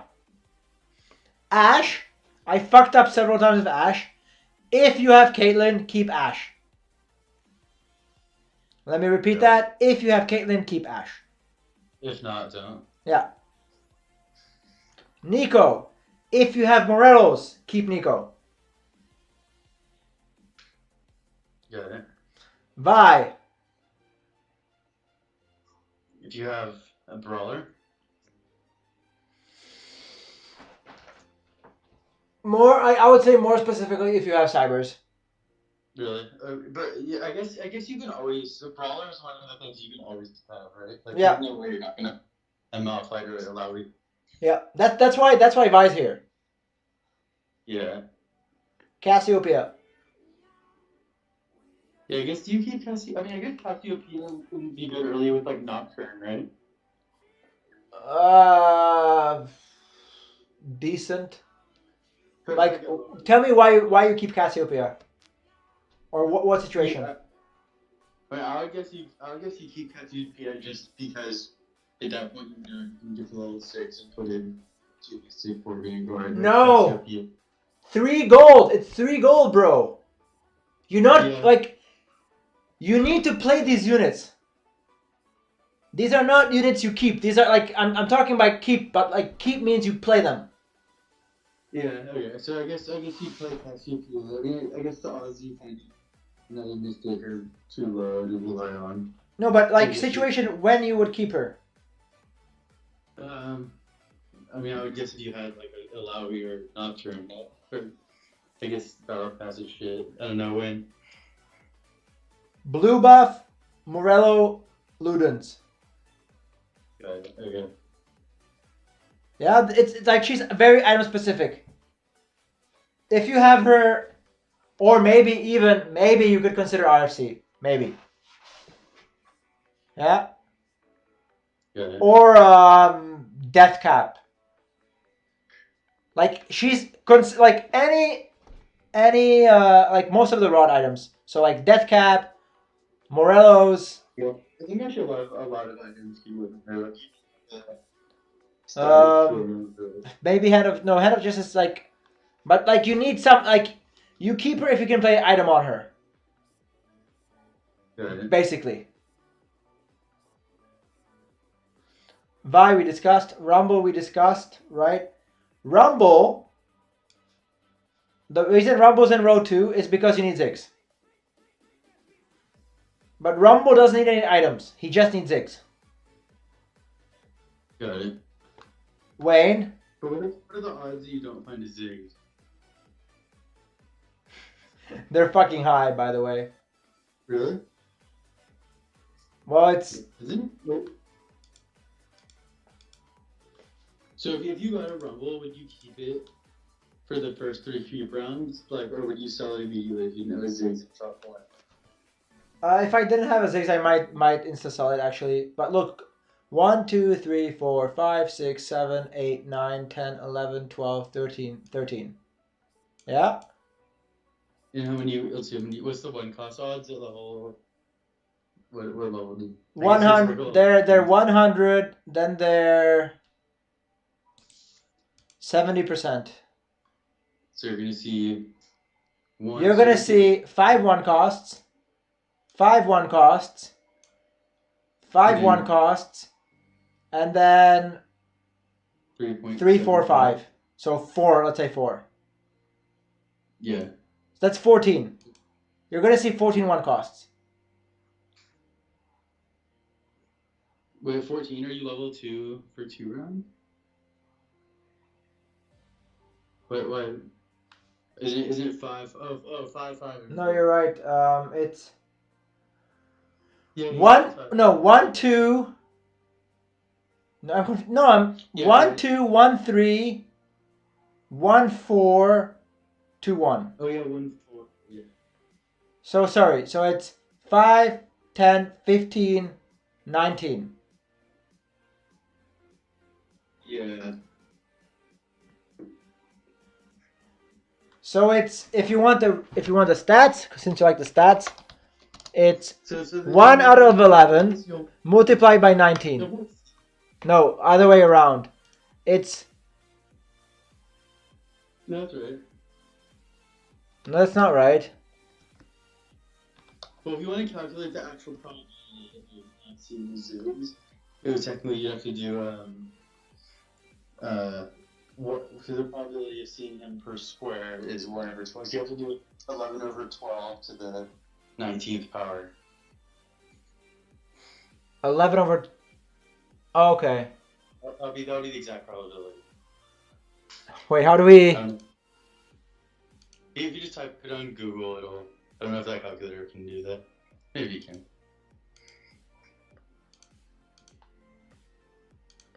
11 over. I don't think it can. Okay.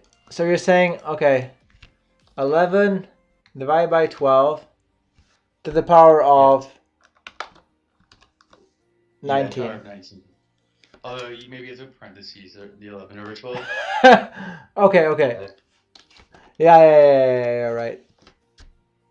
And then it's going to be 1 minus that number. That's the chance you don't see 1. So there's an 80% chance. There's a 20% chance you get a 6. Okay. No, that's the chance you don't see 1. No way. No way. I don't believe you. Yeah, because think about so there's 11 over 12. See a Ziggs per square. Right, and then there's 19 squares. So the chance you don't see a Ziggs for 19 squares is 11. There's 1 out of 12. I'm sorry. I'm saying the chance you don't see a Ziggs is 11 out of 12 to the 19th power, right? Because there's 19 squares and 11 out of 12 per square.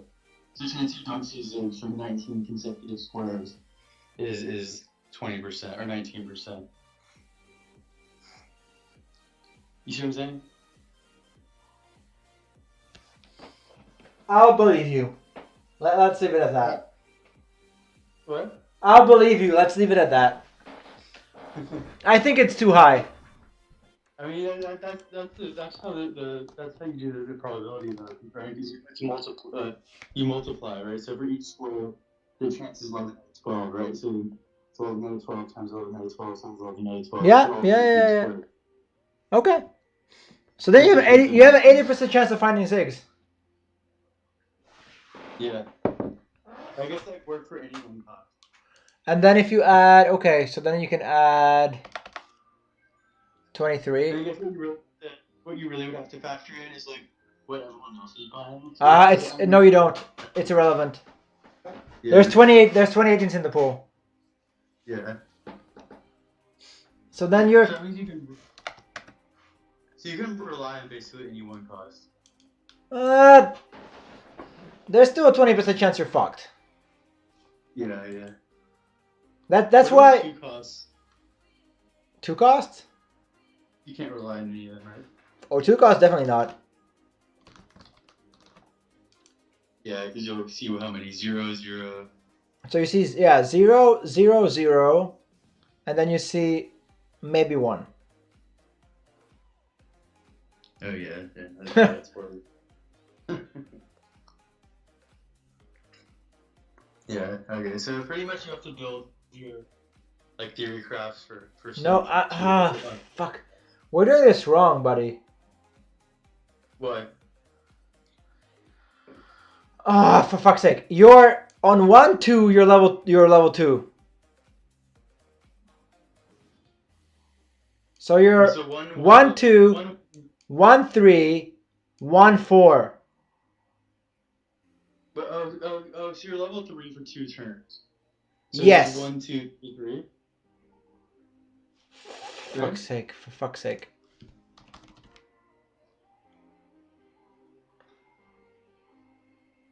No. 1, 2 is... Oh my god. It's less. So it's only 1, 3 and 1, 4. I knew we were getting the math wrong somewhere. It's only 1, 3, you're level 2, and 1, 4, you're level 3. So how do we mess it up? So you get to see on 1, 3, you're level 2. Yeah, level 2. Yeah. 1, 3. And then you're level 3 on 1, 4. And on to 1. So you have 2 shops at level 2. 1 shop at level 2. And 2 on 3. 2, wait, only 1 at level 2? Yeah, look. You level up right away. Because then you play 3 units, right? It's 1 unit, 2 units, 3 units. Oh yeah, you're right. Okay, so that means you see 14 in 1 cost. Yeah. And you'll see... That's why I thought it was too high to see the 6. There we go. That makes sense. 70% I'll give you. Yeah. Yeah. Oh wait, it's only 14? Yeah, right? No, but it would be 5 plus 5. It's 13. Technically, No. it would be 17 and a half, technically, right? Oh my god. Because you're seeing... 1, 3. Is your technically you're seeing 5 plus 5 plus 3.75? No, you're saying... No. You're seeing 5 plus 3.7 plus 3.75. Only 5 ones? Yep. Level 2. What about level 1 though? There is no level 1. There's no level 1? Well, level 1 is on 1, 2, and you don't see shit. Like the unit fights the creeps, right? Oh yeah, the first shop's at level 2. Oh. So the first shop is level 2. Shit. Okay, I didn't think of. Yeah, good. Yeah. Yeah. So technically, yeah. Okay, I see. So it's 5 plus 3.75. So 3.75 and 3.75 is 6, 7.5, 12.5.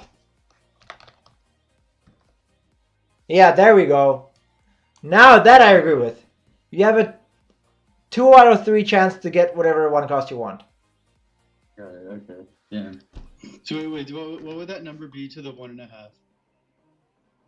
Because that would be for 2 costs. I don't know how many 2 costs there are, but I just want to see how low it is. Like this whole thing. I guess it'll be close to what it started at. To the power of 1.5 or what? Yeah, due to the power of 1.5.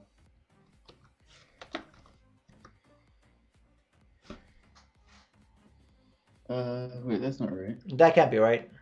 Oh no, delete the 12 instead of the 12.5. I was saying, just delete the 2 out of there. Yeah. But that's wrong as well.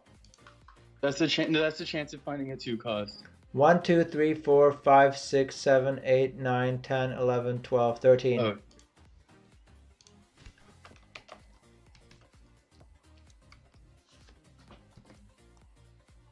Yeah.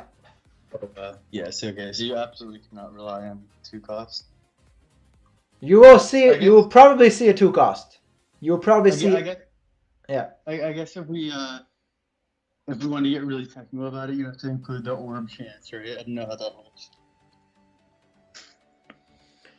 Orb. Yeah, you're guaranteed an orb. You are And guaranteed an orb. isn't an orb guaranteed to give you a 2 cost? No. Or can you do You're both, I guaranteed guess? an orb. You can get a Nico, a 2 cost, or a 3 cost. Or gold? Or no? Or it's Or always gold. Yes, or gold. And that's 25% chance each, or is it? That I don't know. So it doesn't really change the math that much.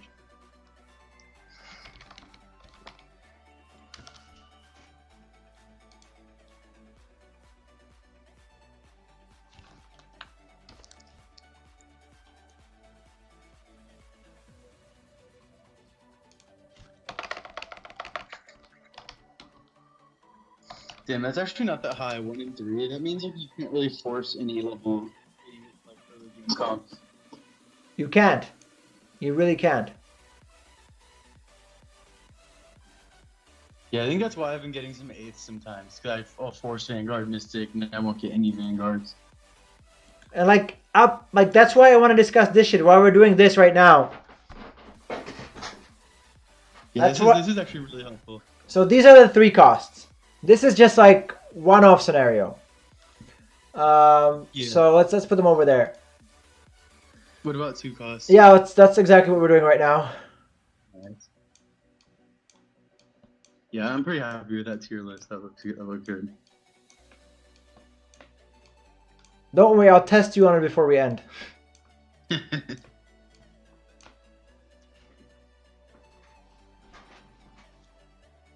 Yeah, we're talking about for stage 2 only, right? Yeah.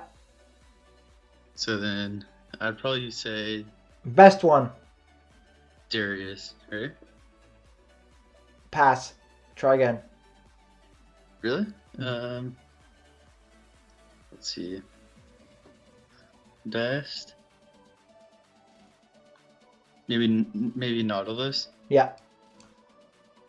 Okay. We just did the odds. The odds of getting a Vanguard are astronomical. There's Poppy, there's Leona, and there's Mordekaiser. Yeah. So you'd have to get of course you have to get extremely unlucky not to find another Vanguard. Yeah, it's probably like 90%. Yeah. So with that logic, I would put Mort like here. Why is Nautilus better than Mort? Because he has the stun. Yeah. Nautilus actually does something. But don't the fights not last as long? The fights last forever. I'm sorry. Oh, that's what I meant to say. I meant they last longer, so the stun is less useful. No. The stun is more useful because he does times. No. Fuck the number of times. Look at the damage. He has 60 out of 100. It's almost impossible for him not to cast. And it's 100 damage. Magic damage. Plus a stun for 3 fucking seconds. 3 seconds. That's broken. And it stuns the adjacent targets as well. Yeah. Or like, okay, 1.5 and 50 damage. But it's still really frustrating, especially when everyone's playing Vanguards and everyone's in the front. So Nautilus is like premium.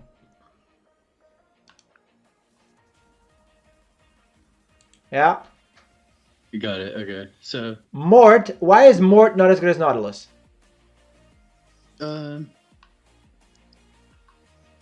Because he just does damage. Well, first of all, he's 0 out of 90. So like 2-1, 2-2, he's likely to ulti. But there are instances where he gets 2 Ziggs bombs dropped on him and he dies. I see. So he can die without ulting. Yeah? Yeah. Second, he just gets a shield and does damage. It's 50 per second, which is like, it's really powerful. Like, it's good on paper, but the fact it's out of 90, like, he can die without casting anything. And it's like damage, but not utility. Got it. Okay, and so you would you ever play more in another Darkstar? Or is 2 Darkstars for this? Okay, what does Darkstar do for you? I guess makes it so that like everything else dies and more is like stronger. Okay. 33 DPS, 55 attack damage. Is 16 or is 24? Is 24% from 33? Like, does it actually make a difference? Not really. Right? Like 33 plus 24, plus 24%. That's 40. Is that right? I mean, it's like a death blade with no stacks, right? So it's no. It's like nothing times by 1.24. So his DPS goes from 33 to 41. If you have 3 units die, his DPS goes from 33 to 41. Yeah, that's pretty worthless. And his damage goes from 50 to 62. Yeah. I'm doing something wrong. Yeah, from 50 to 62. His shield goes from 350. Okay, his shield gets buffed a little bit to 434. But like Jarvan is useless. Like you don't want more than Jarvan. True. I guess it's probably only worth it if you get Shaka. Like, okay, I don't like Mort and Shaco as a combo. Like, yes, 60 DPS. Now this it makes a bit of a difference, right? 60 and that's 74. That's already like it's still 24%, but it makes a difference. But why is Mort and Shaco a good combo? Vanguard Infiltrator? Yeah, that's why it's a good combo. Like if you have Vanguard Infiltrator, it's perfect. If you get a Nocturne and a Poppy, it's amazing. Yeah, more Poppy, Nocturne, Shaka is probably a pretty good. That is a wicked start. Wicked. Yeah. And what I've seen some high elo players do, and it's the most frustrating shit ever. It's like 4 Vanguard and 1 Infiltrator, like a 2-star Nocturne. Oh, really? Well, if you're like, if you don't have anything in the back, the Nocturne will just kill everything. Because your front line and your carries are gonna be focusing their Vanguards, which are never gonna die. So like think about like Vanguard Infiltrator is actually kind of legit. What was up with the Infiltrator change? I haven't noticed anything different. They jump a second earlier. Have you actually? I haven't noticed anything. Have you? Well, it was changed in 10.11. It wasn't changed now. It was changed in 10.11. Oh yeah. I didn't even really notice anything then though. Sorry to say, bro. Maybe in your elo, it's not that important. But yeah, because it seems like they don't. I don't know. It feels like they don't take aggro anyway. Do they? not necessarily. But if you position correctly, they're more likely to fuck themselves and start attacking a Vanguard or attacking like. Now they jump so that your Leona will move one square. So the reason Infiltrators were so frustrating is because if you are a good player and you do something like I don't know, I grab Malphite, boom, boom, boom. If you are a good player and you do this, which you are good enough to do, right? Yeah. So previous Infiltrators would do this.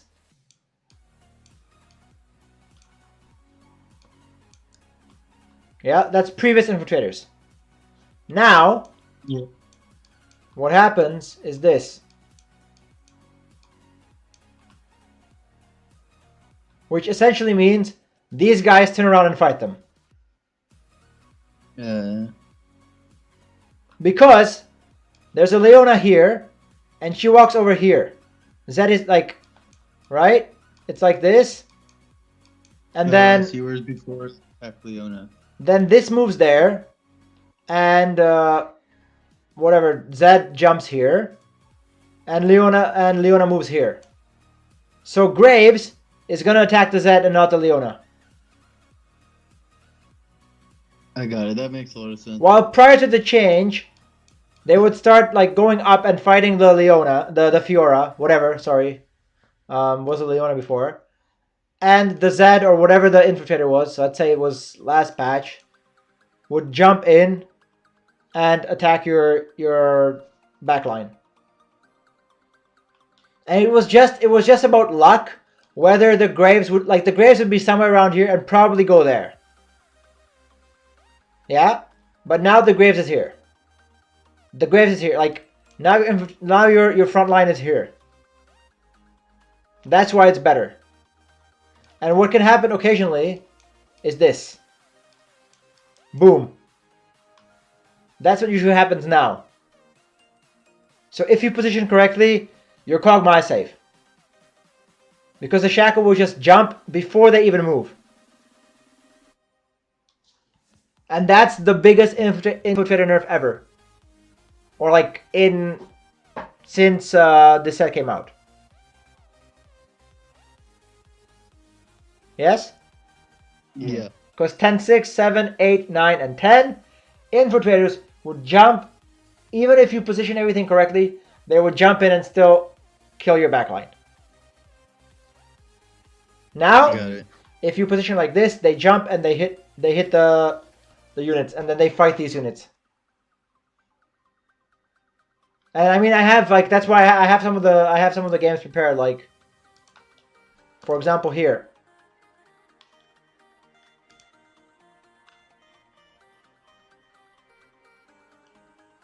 Is this the first game or the second game? No, it's the second game, I think. Yeah. I hope it's the second game. It's unfortunate, but I eliminate my teammate. Yeah.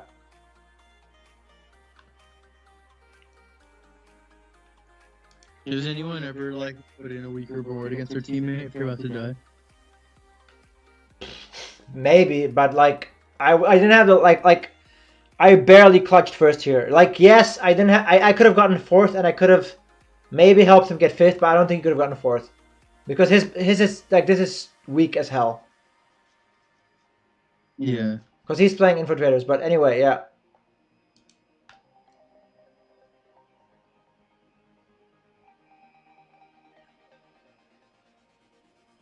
He's already dead. Okay, so it's even before.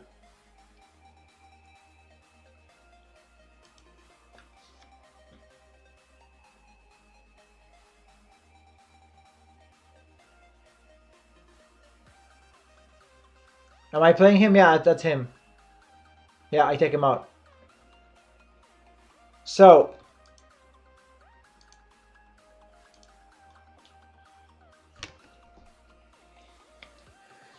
Infiltrators, extremely easy to beat now.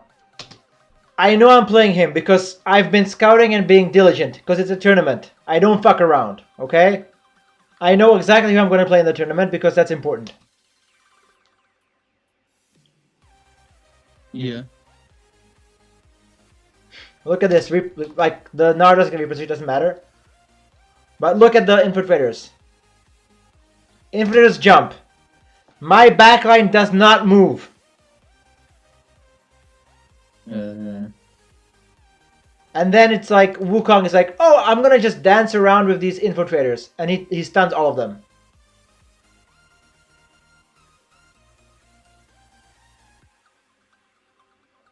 And I take him out.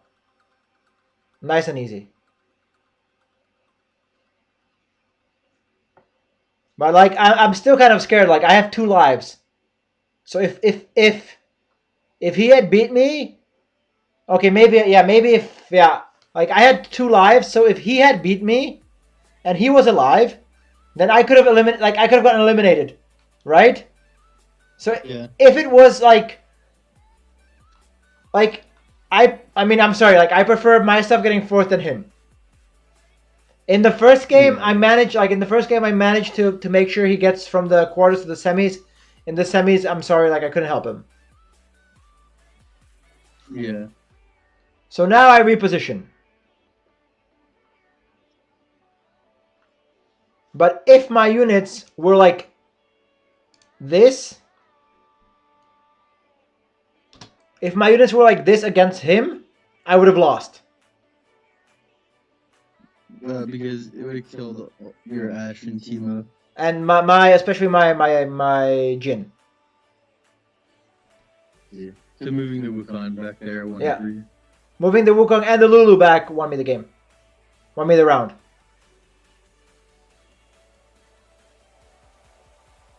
Like, positioning is so important. And it's a tournament, there's no fucking around. By the way, as of yesterday, for this week I'm the best player in the Czech Republic. No way, that's awesome. Yeah. Congrats on that. Thanks, because I won the tournament. It's like it's a actually relatively elite tournament in the Czech Republic. So, yeah. That's really awesome. Yeah. So this is like yeah. We'll get back. We can watch some of this later if there's still time. But we'll get back to this. So yeah, infiltrators. That's why. Again, if you're playing against complete retards, sorry, like bad people, idiots, whatever, they'll do something like this. And then it's like, oh, woohoo! I'm gonna kill the Kog'Maw. Right? That's Dylan playing in D3 and D4. Yeah. But Dylan playing in D1 and higher is gonna get cock blocked. Just like Martin got cock blocked. Like, if people know that you have infiltrators, there's no reason. Okay. Actually, I fucked myself a few times because this is weak against Ari, against Rumble, against Nautilus. Like, Nautilus is my worst enemy now.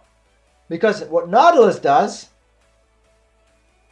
is he walks up and he just fucks this shit up. So he just gets over here and you have your shit like this and he just like stuns the Malphite and he stuns like everything. So now positioning is even more intricate. I see. So you want something like this maybe. Or even something like this perhaps. So then like yes, the Cogmaster gets stunned, but at least maybe like something doesn't get stunned. So that's why Nautilus is so good early. That's why he's so good, because like if you position like this against Blitz and Infiltrators, Nautilus can fuck shit up. Boom. I see. Yeah. He'll get a 2 or 3, like a 3 or 4 man stun. And that's how I lost a lot of rounds and I got tilted because I positioned poorly against Nautilus. So that's something you need to think about now. Yeah, that's interesting. Yeah. So moving on, 2 costs. So Nautilus, amazing. Mort, good. Who would you put like up there in the front row? Maybe Kog'Maw. I guess it's more situational. I was just thinking like seems like we get a Kog'Maw with another blaster, it's like an easy win streak. Maybe not. No, please no. No. Lucian? What does Kog'Maw like? What do blasters actually give you? I guess you need red buff. Blasters don't give you shit. But like if we're starting belt, you're probably gonna get red buff. If you get red buff, then blasters, then sure, Kog'Maw's here as well. And also like if you're starting belt, we're gonna get you'll get a red buff like probably 1 every 3 games on average. Yeah. Right? Yeah. You're more likely to get a red buff.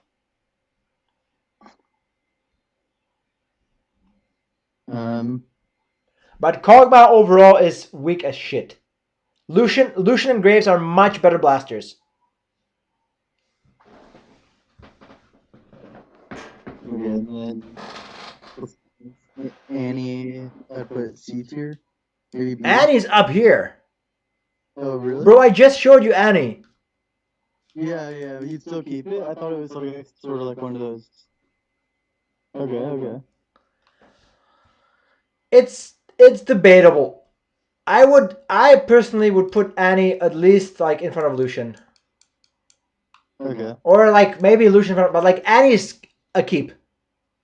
What items would you put on Annie? She doesn't need items. That's the thing. That's why Annie's so good. Oh, She needs a sorcerer. Because then this is 360 and this is 480. so like any TF Blitz Malphite or something like that. Oh yeah, I can get behind that.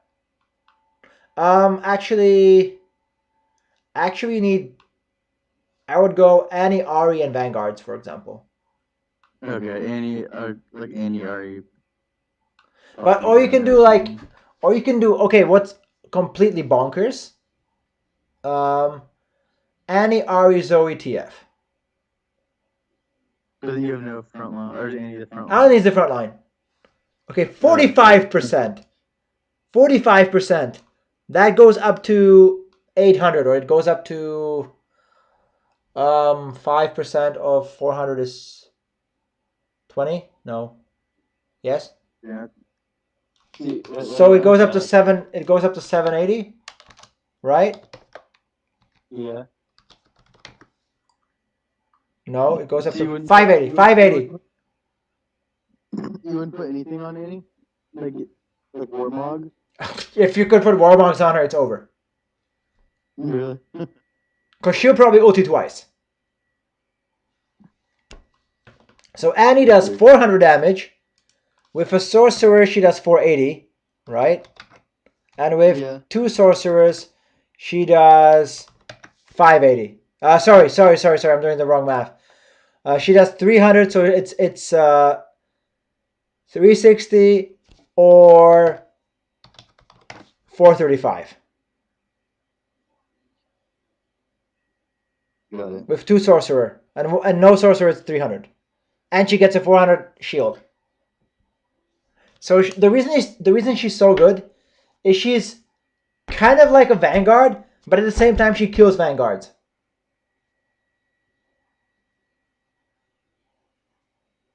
Got it. Yeah, because she has 750 HP. That's nothing to laugh at if you look at HPs. So there's Annie, and there's Shen, and there's Darius. So Shen is 800, Darius is 750. Nala 750, and then Malphite 700. So Annie is the second highest HP unit you can get. And she actually does something. Like Shen doesn't do anything. Annie has 750 HP, and she has like a nuke. That's pretty cool. I personally don't value her enough either, but I think she's extremely overpowered and underused. Got it. Okay. That's cool. And if you 2-star her, which is kind of likely because relatively hardly anyone picks her up, then she gets crazy amount of health, decent damage, and even more shield and damage, and she can even ulti twice. So she'll do 800 damage. Yeah. Okay. So Annie's quite flexible in my opinion. Got it. Okay. So in tier 2. Yeah, tier 2. Okay. Then Darius has to be close to there for stage 2. Darius Right? is Darius sure. His dunk is amazing. Well, he can basically kill anything. He can kill anything once it's below 50. Because he does double damage below 50. So it's 400, but it's 800 over 800 if anything is below 50 HP.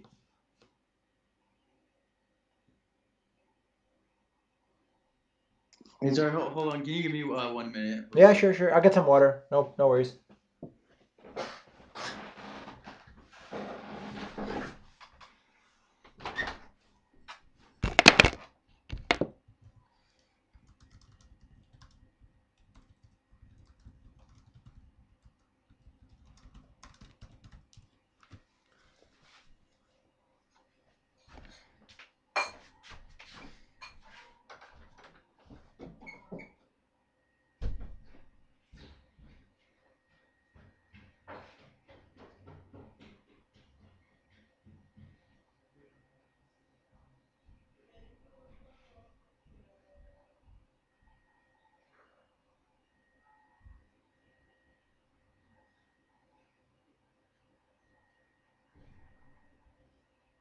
Hello?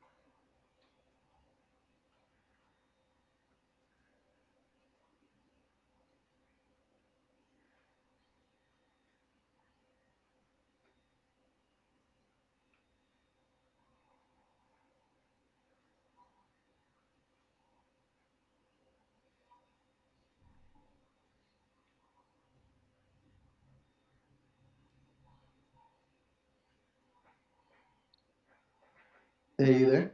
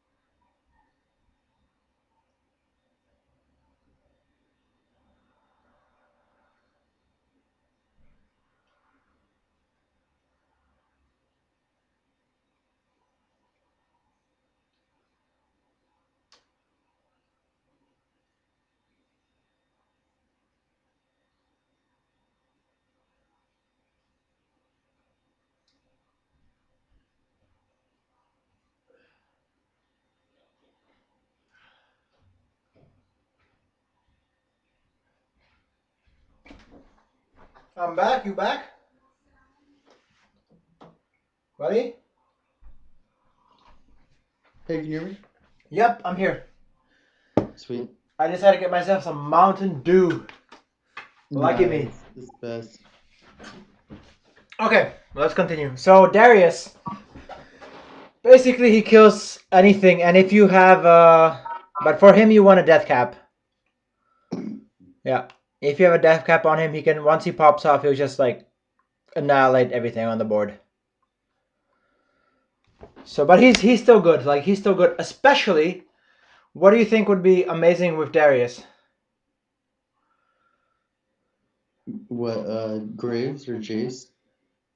Yes, but like synergy wise, or like not even like champion wise. Um, what, New best friends. We just discussed Annie, right? uh, And what Annie does. So Annie ultis and make sure everyone is below half health. then Darius cleans up. Then Darius just slam dunks that shit like all the way. Yeah, that's pretty cool. And these are things like you need to think about, you need to theorycraft before, and then once they happen in game, they're amazing. But like you really need to think about before. Because I had a coaching session yesterday or this morning actually. This morning, yeah, time's flying. Yeah, it was this morning, and the guy just didn't pick up certain units. I'm like, why don't you pick them up? It's like, I don't play those units. I'm like, what the fuck do you mean you don't play those units? You got Annie and Darius. Why are you not playing them? You know how OP they are together. You need to play them. And it's like, I want to go Vanguard Mystic. Annie and Darius are not Vanguards or Mystics. And that's kind of like, you have to break out of that. But I don't think you do that as much anymore, right? No, I don't. Yeah. I usually, if I'm like even when I'm forcing a comp, I won't usually put them in until like stage 3 or 4. Yeah. That's exactly how you need to do it. Like you Yeah. cannot force a comp without rolling because you won't get the unit. Like you need to roll to actually get the comp if you're forcing it. Yeah. Yeah, usually sometimes, I guess the worst thing I'll probably do is like sacrifice some econ to hold units, but I'll never like play the shitty units. Um, if you're win streaking, yes. If you're not winning, then get econ as fast as possible. Yeah. Like if you're winning, you can be below 10. If you lose the round, you should probably sell to get to 10. Really. Yeah. Yeah, sometimes I'll transition too soon while I'm win streaking, and then I'll lose my win streak because I transition too soon. So the way you should do it is you should let the units you're playing lose first and then transition. Yeah, that's smart. Right? As soon as your board loses, then you transition. Yeah, there was one game though where I could like, I had like 2-star vanguards on the bench. Okay. I think I was playing protectors or something. Okay. And And I 1-star transitioned, protectors. lost because I could have gotten to 50 gold if I had sold one of the two.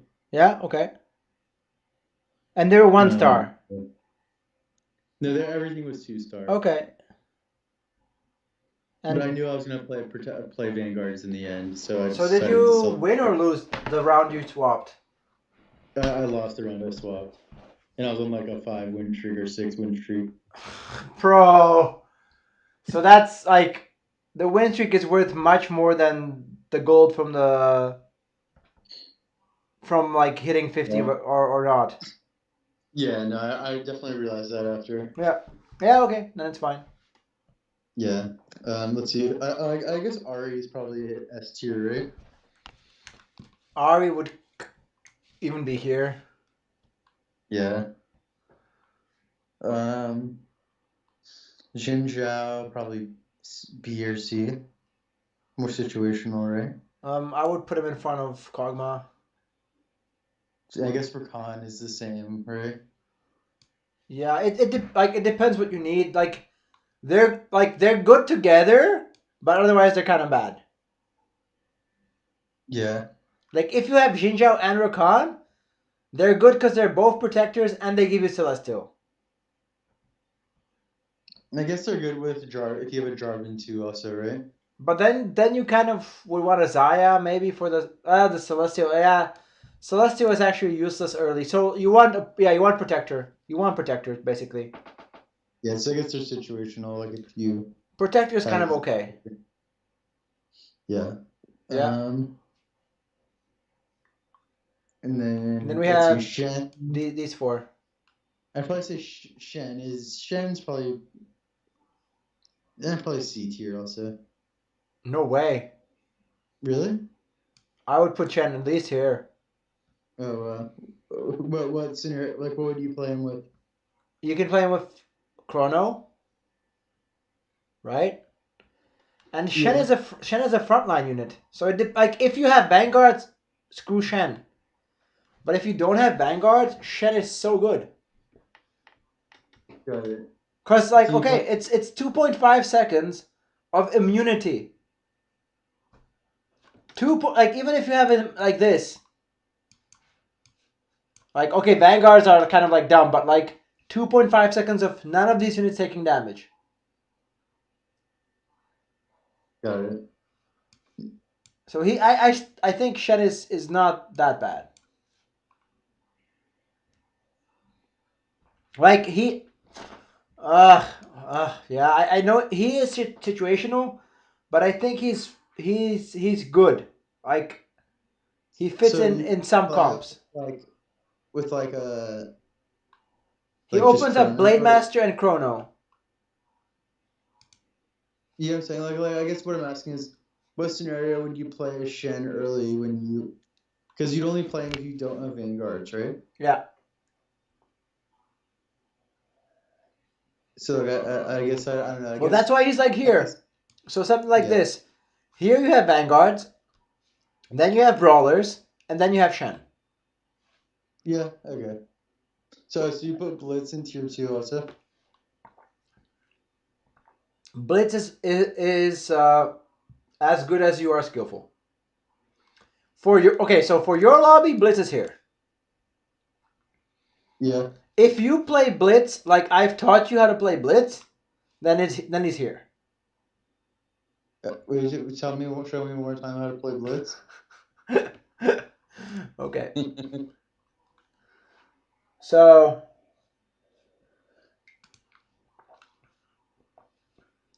this is not class cost.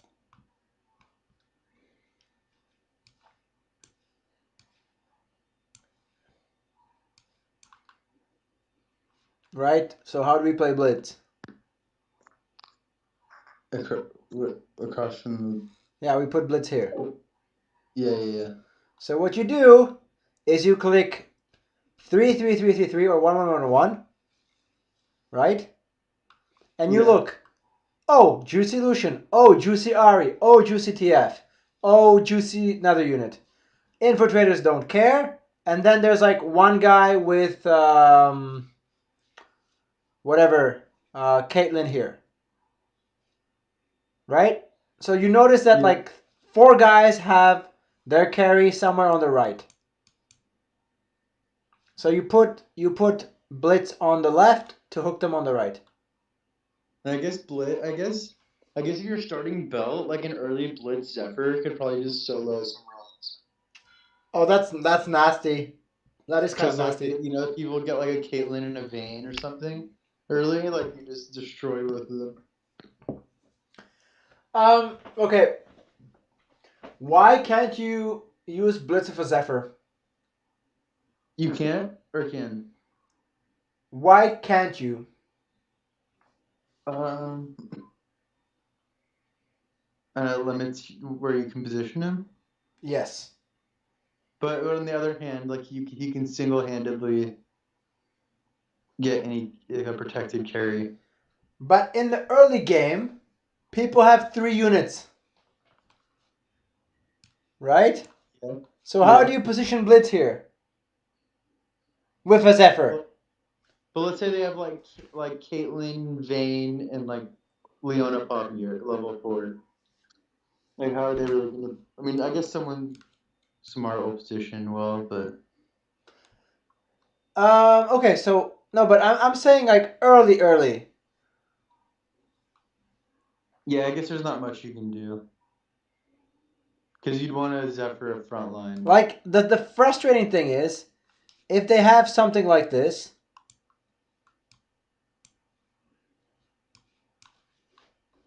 then Blitz works. Yeah? Yeah. But I don't think your opponents are competent enough to do this. Correct me if I'm wrong. No, most people at least do that. They do that. Yeah. Okay, then Blitz Zephyr is fine. But I don't really see anyone ever backlining everything. But they do something like this. Yeah, they at least do that. Okay, well then that's perfect. Yeah, then the Blitz Zephyr would be. But like, Blitz Zephyr is good. At the same time, it's bad because you need to like. People, it's easier to predict where you put your Blitz and the Zephyr, right? Yeah. So while if you have Blitz and another unit or Zephyr, it takes even more skill, but I think it's even better. I see. Okay. Because here you can still put the Blitz. You can still put the Blitz like over like where Leona is, and then you put the Zephyr here. Yeah. It's still the same thing. Yeah. Then you can still put the Zephyr there. Have you ever used like Blitz with double Zephyr or something crazy like that? Yeah, I think I have. But too many Zephyrs is bad. Why? Because you don't do any damage. Yeah. I beat a guy in the tournament and he had 3 Zephyrs. So yes, he lifted my shit. But then my shit landed and like he didn't have any like any other good items.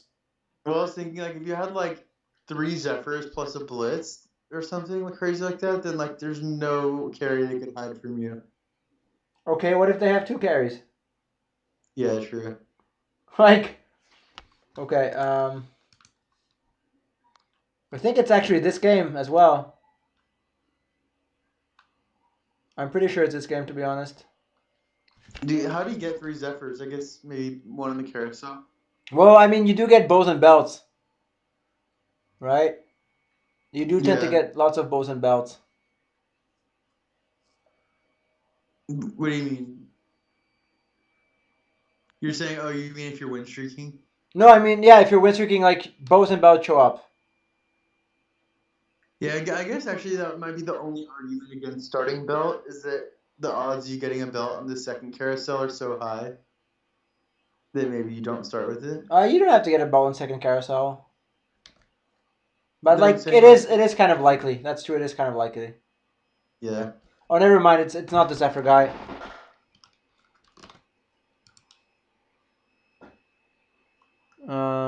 Normal. Oh, I play shrooms here and I play shrooms here. Okay. Sorry, 1 second. It's the next game.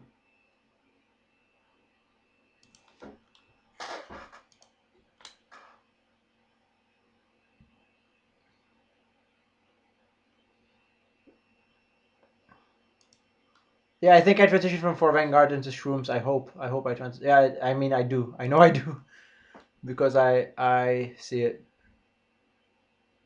I saw it. Yeah. So that's him. He has 3 Zephyrs. I just have 1. And this is a thing of beauty. Like, I still managed to outplay him, and he gets really pissed off.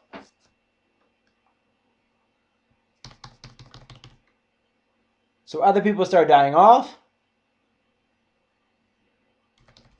and I upgrade my board, and I don't pay attention to Zephyrs just yet.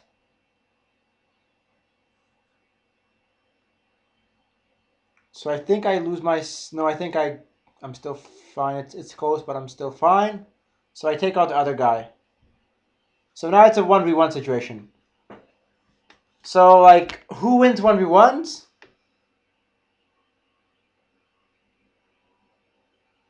Bro? Hey, you there? Yeah, I'm here. Who wins 1v1s? It cut off for a sec. What do you say? Who wins 1v1s? In this comp? No, in general. The person who positions better? Yeah. The person who actually gives a fuck about positioning wins 1v1s. So here, I miss position. And my Jin gets lifted. No, my Lulu gets lifted. My Lulu gets lifted and it's fine. So this is what it looks like when Lulu gets lifted. I thought Timo got lifted also. So that was Lulu clutching it. That's a Lulu too, yeah. That's kind of frustrating. Like, Lulu ultied before she died. So, moving on. What does it mean when people signal enemies are missing? I've never understood why, like... Oh, that's from League of Legends. Yeah, I know it's from League of Legends, but what does it mean in this game? It doesn't mean anything, it's just people spamming question marks.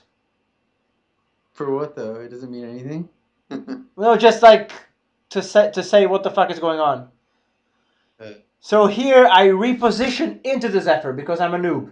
I actually thought he would reposition, but he doesn't. Right? He doesn't even reposition. So he lifts the Jin. For your 2 best carries. The Teemo and Jin, right? Yeah. So I repositioned that poorly. And yeah, all of them are saying, like, how are you, like, winning this? Because I was losing most of the game. I was losing. But I was just econing up and going to 9. Which is something these guys don't really understand. The fact that even though I'm really low on gold and health, or like really low on health, doesn't mean that I'm not going to win.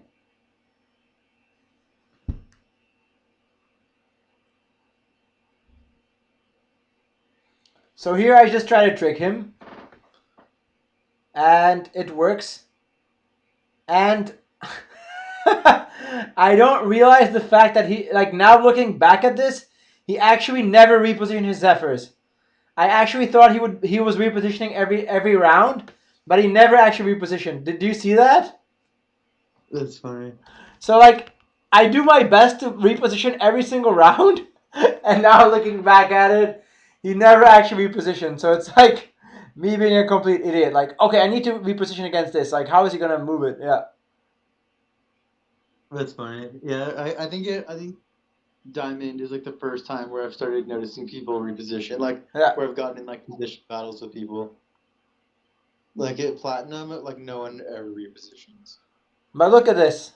This is exactly what I wanted. My 2 carries are just chilling. Yeah. Yeah. So, I don't think he had a bad comp. I just think he executed it poorly. Yeah. Yeah, you're right. Sometimes tricking people is the best strategy. Like the other day, there was someone that I think it was the last person alive, and he Zephyred my Cassiopeia twice. But like he Zephyred it once, and then I moved it, and he like moved it also. So then the third game, I just like at the last second just moved it to the third row, like right in the middle. Yeah. Yeah, exactly. Yeah. And I ended up winning. But that's like more depth to the game, right? Yeah, it does. So that's kind of how you got to do it. Yeah. So let's finish up. Yeah. So we keep getting sidetracked. So let's finish up. We have the 3 cost. We're gonna finish up the 2 cost and the 1 cost, and then I'm gonna let you go. Let's see, Zed and Yasuo I'd probably put at the bottom, right? Who's better? Zed. Yes. Actually, he's probably better than Kog'Maw, to be honest. You don't think they're both automatic cells though? Oh, we're talking about cells. I guess Yasuo Malphite Ziggs. Yeah. Well, Zed is better than Yasuo. It's the same thing, right? Yeah. But why is Zed better than Yasuo? Infiltrator? Yeah.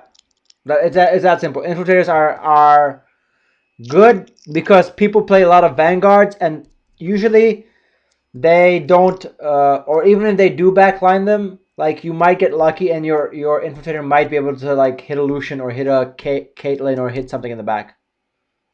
Yeah. Which is what you need.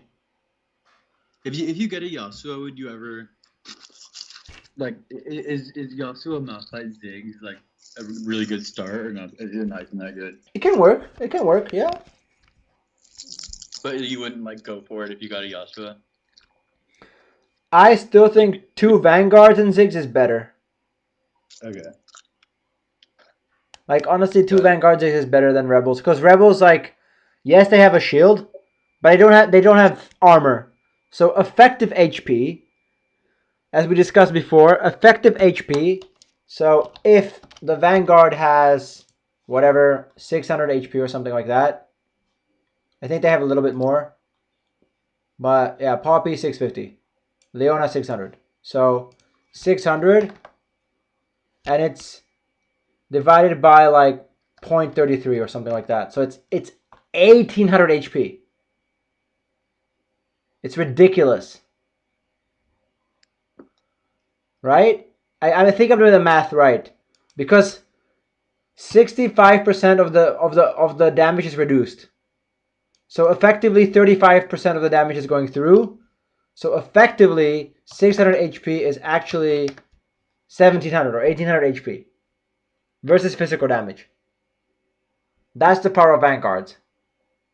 Well, that's nuts. Right? It's 66% reduction. Or 67 or 68 or like somewhere like between 60 and 70.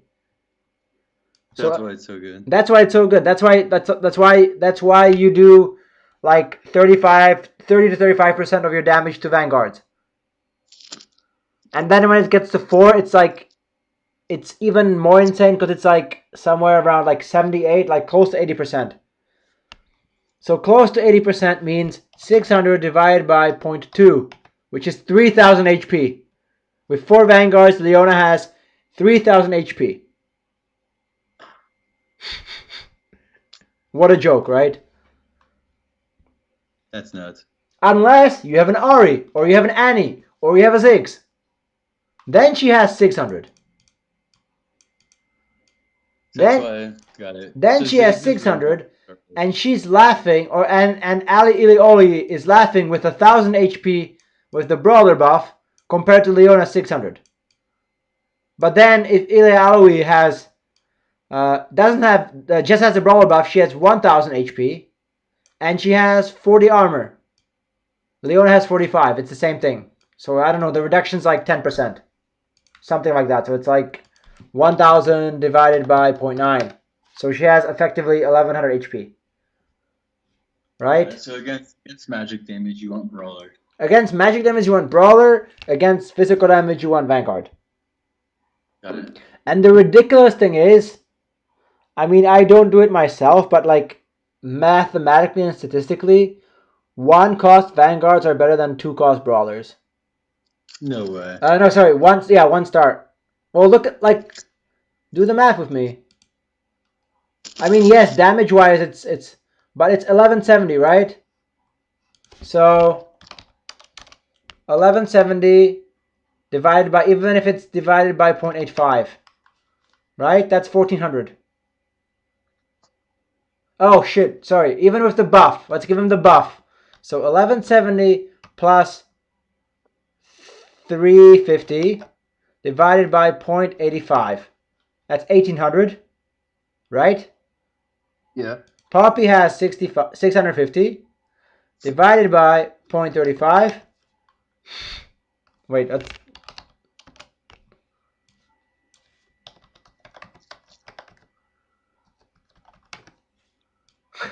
So that's 1 star Poppy with Vanguards, and this is Ili Alawi 2 star with Brawler. Versus physical damage.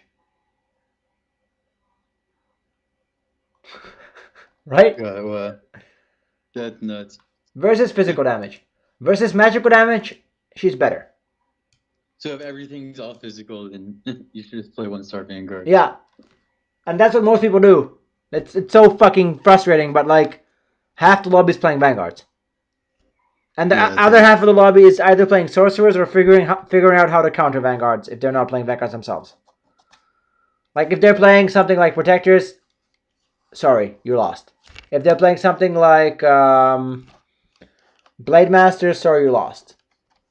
Blasters, sorry, you lost. I thought you were saying Xin Zhao with Warmogs. Xin Zhao with Warmogs can deal with Vanguard. Why? Because it lives longer? Nope. Oh yes, because he lives longer, but why? I don't know. So the reason why Xin Zhao is actually a decent counter with Warmogs is because if I find him, here you go. This right here. 200 damage? 200 bonus magical damage. It's magical. Yeah. So he tickles them for 60 damage, right? What did I? He tickles them. Times by 0.65. No, sorry. He tickles them for 20 damage. Yeah? Tickle. And then he does his 3-town strike. He strikes his opponent 3 times, so it's 3 tickles. But then it's 200 bonus magic damage. Or sorry, like 2 tickles. Sorry, not 3, 2 tickles. Right? Yeah. 2 quickly doing damage 3 times. The third strike deals bonus magic damage and knocks his target up. So that's why Xin Zhao is actually good with Warmogs, or if you 2-star him against, and you have a protector against Vanguards, because of this. He only has 60 mana, so he can actually ulti quite reliably,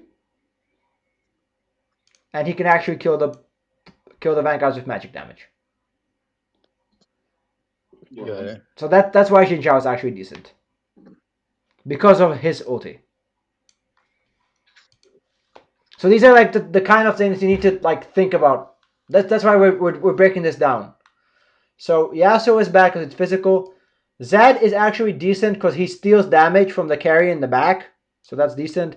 Kog'Maw is somewhere here. Yeah, Shen, maybe I will, like, Shen is, yeah, maybe he's C tier. Yeah. Ahri is probably good. It's higher. It's rare that you actually find a way to play him.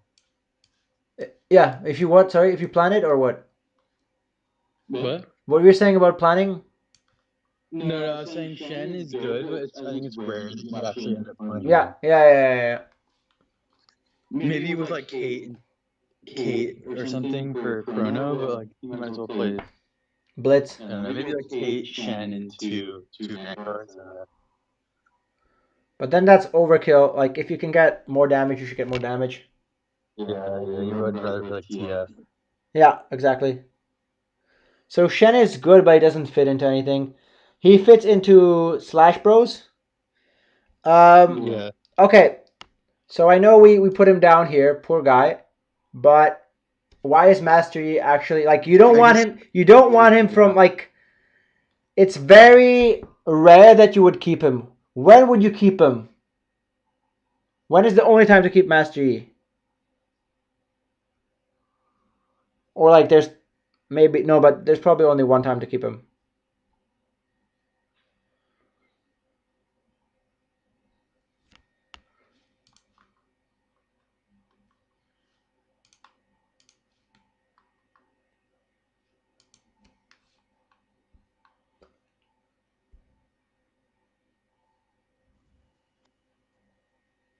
Hello? Yeah, when is a good time to keep Mastery?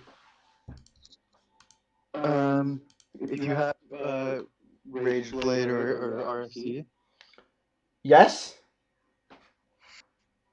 And if you have Shen or something. if you have 3 Blade Masters. Got it. Okay, so that's the scenario where you keep Shen, is if you can play. Yeah. Like, would you ever start 3 Blade Master? Like, would you rather go like Shen, Zaya, Yasuo or something, or is that just weak? That's hella weak. You need Mastery. What does Shen, Zaya, and Yasuo accomplish? Nothing. So you go Shen, Mastery, Zaya, or Shen, Mastery, Yasuo? Yeah. Why Mastery? Why is he so, like, maybe because he doesn't die. No. I mean, yeah, but like, what is so important about Mastery? I don't know what. His ulti. He does basic true damage for 5 seconds, 75 true damage. So he can actually kill Vanguards. Yeah, I've had Master Yi like 1v4 before. If you have 4 Vanguards, if he doesn't get stunned by the Nautilus too badly, he can actually 1v4 them. Someone had like a Rage Blade and a QSS on him like really early. Yeah. So he does 75 bonus true damage. Now, how much HP does Poppy have? Now. How much? Bitch has 650. What? Bitch has 650. 650? 650 HP. What? Because it's true damage. There's no other bullshit like against damage mitigation. Yeah. So he actually hits her for 75 plus whatever this is, like ridiculous low pointless number. So he does 20 damage with his attack, but he does 70 damage with his bonus attack. Ends at 90 per hit. Ends up being 95 per hit. Wow. And then yeah, I guess if he has Rage Blade on, Then he starts popping off. Yeah. So Mastery is like the third, like it's either Ziggs or Ari or Annie, or Mastery is a counter to Vanguards. Yeah, the thing with Mastery though is you kind of really need bows, right? Blade Masters. Oh, you don't need items on him. No, Blade Masters, and you need Gwintos or RFC. Yeah, so you have to start with like a bow, right? Yeah. Yeah. You have to start off with a bow, or you have a bow and you get a Mastery with Rod or bow on the carousel. Oh yeah. Otherwise, you're just inting usually. You're what? Intentionally losing if you're going for this build. Yeah. How did yeah? We fought with this guy. How did he do? How did he do? No, it was the first 8th. It was actually the first 8th because I was trolling and then I got. Yeah, I tried Master Yi one time. What the hell? I got such an 8. He got second. That's insane. 2-star Yasuo, 2-star Zed, 3-star Shen, 2-star Master Yi. Wow. 6 Blade Master. How strong is that? He only 3-starred the Shen and he got second. I'm impressed. Yes. Yeah, actually, what's funny is so you know I told you I started looking at the comps in terms of LP gain or loss. Yeah. So whenever like you're at 0 LP, 6 Blade Master is like the best comp. Like if you're not in Master, I'm saying like if you still have a floor, because you only lose a maximum of 25 LP, right? If you're yeah. So I guess because Blade Master is like, I guess the answer is it like it's like a first or last comp, and so if you're at 0, you get 8, you will lose 25 LP. Okay, yeah. Rageblade Gwinso's RFC QSS. Yeah, so getting like so if you're at 0 LP, getting 7th and 8th doesn't really matter. Yeah. Like 6, 7, 8 are the same. I was too nice. I was way too nice because this guy rolled down. He went to 6 and he rolled down to 10 gold to get Mastery 2. And then there was a Mastery on the carousel, and I already had one Mastery, and I was going Rageblade, and I'm like, okay, bro, you can do it. Like, I can't be this nice. Like, I should have just picked up the Mastery and contested him. Because he only had 2-star Mastery, because he fucked his econ. So, had I actually wanted to win, I probably could have won that and instead of getting an 8th. Because I'm like, okay, bro, you go ahead. And then I rolled down on 7 and I found Jinx too, but like, I had nothing else. So my comp was way too weak. Yeah. But I had the RFC as well. Yeah. I had RFC. And I didn't actually, I could have taken the Yi with the bow or Yi with Rod, I think, or something like that. So I didn't do it at that game because I didn't want to win. Like, I was just like fooling around. So maybe like Mastery is actually 6 Blade Master is actually decent. Yeah. Yeah, I think it's good, but I think it's also like a comp for like easy 8. Yeah. So I think it's probably not worth playing that much. I think it's probably only worth playing if you're in like below Master and you have like a LP floor where 8 doesn't matter, then it's like a comp to play. So before we wrap it up, one cost. Oh yeah, let's do it.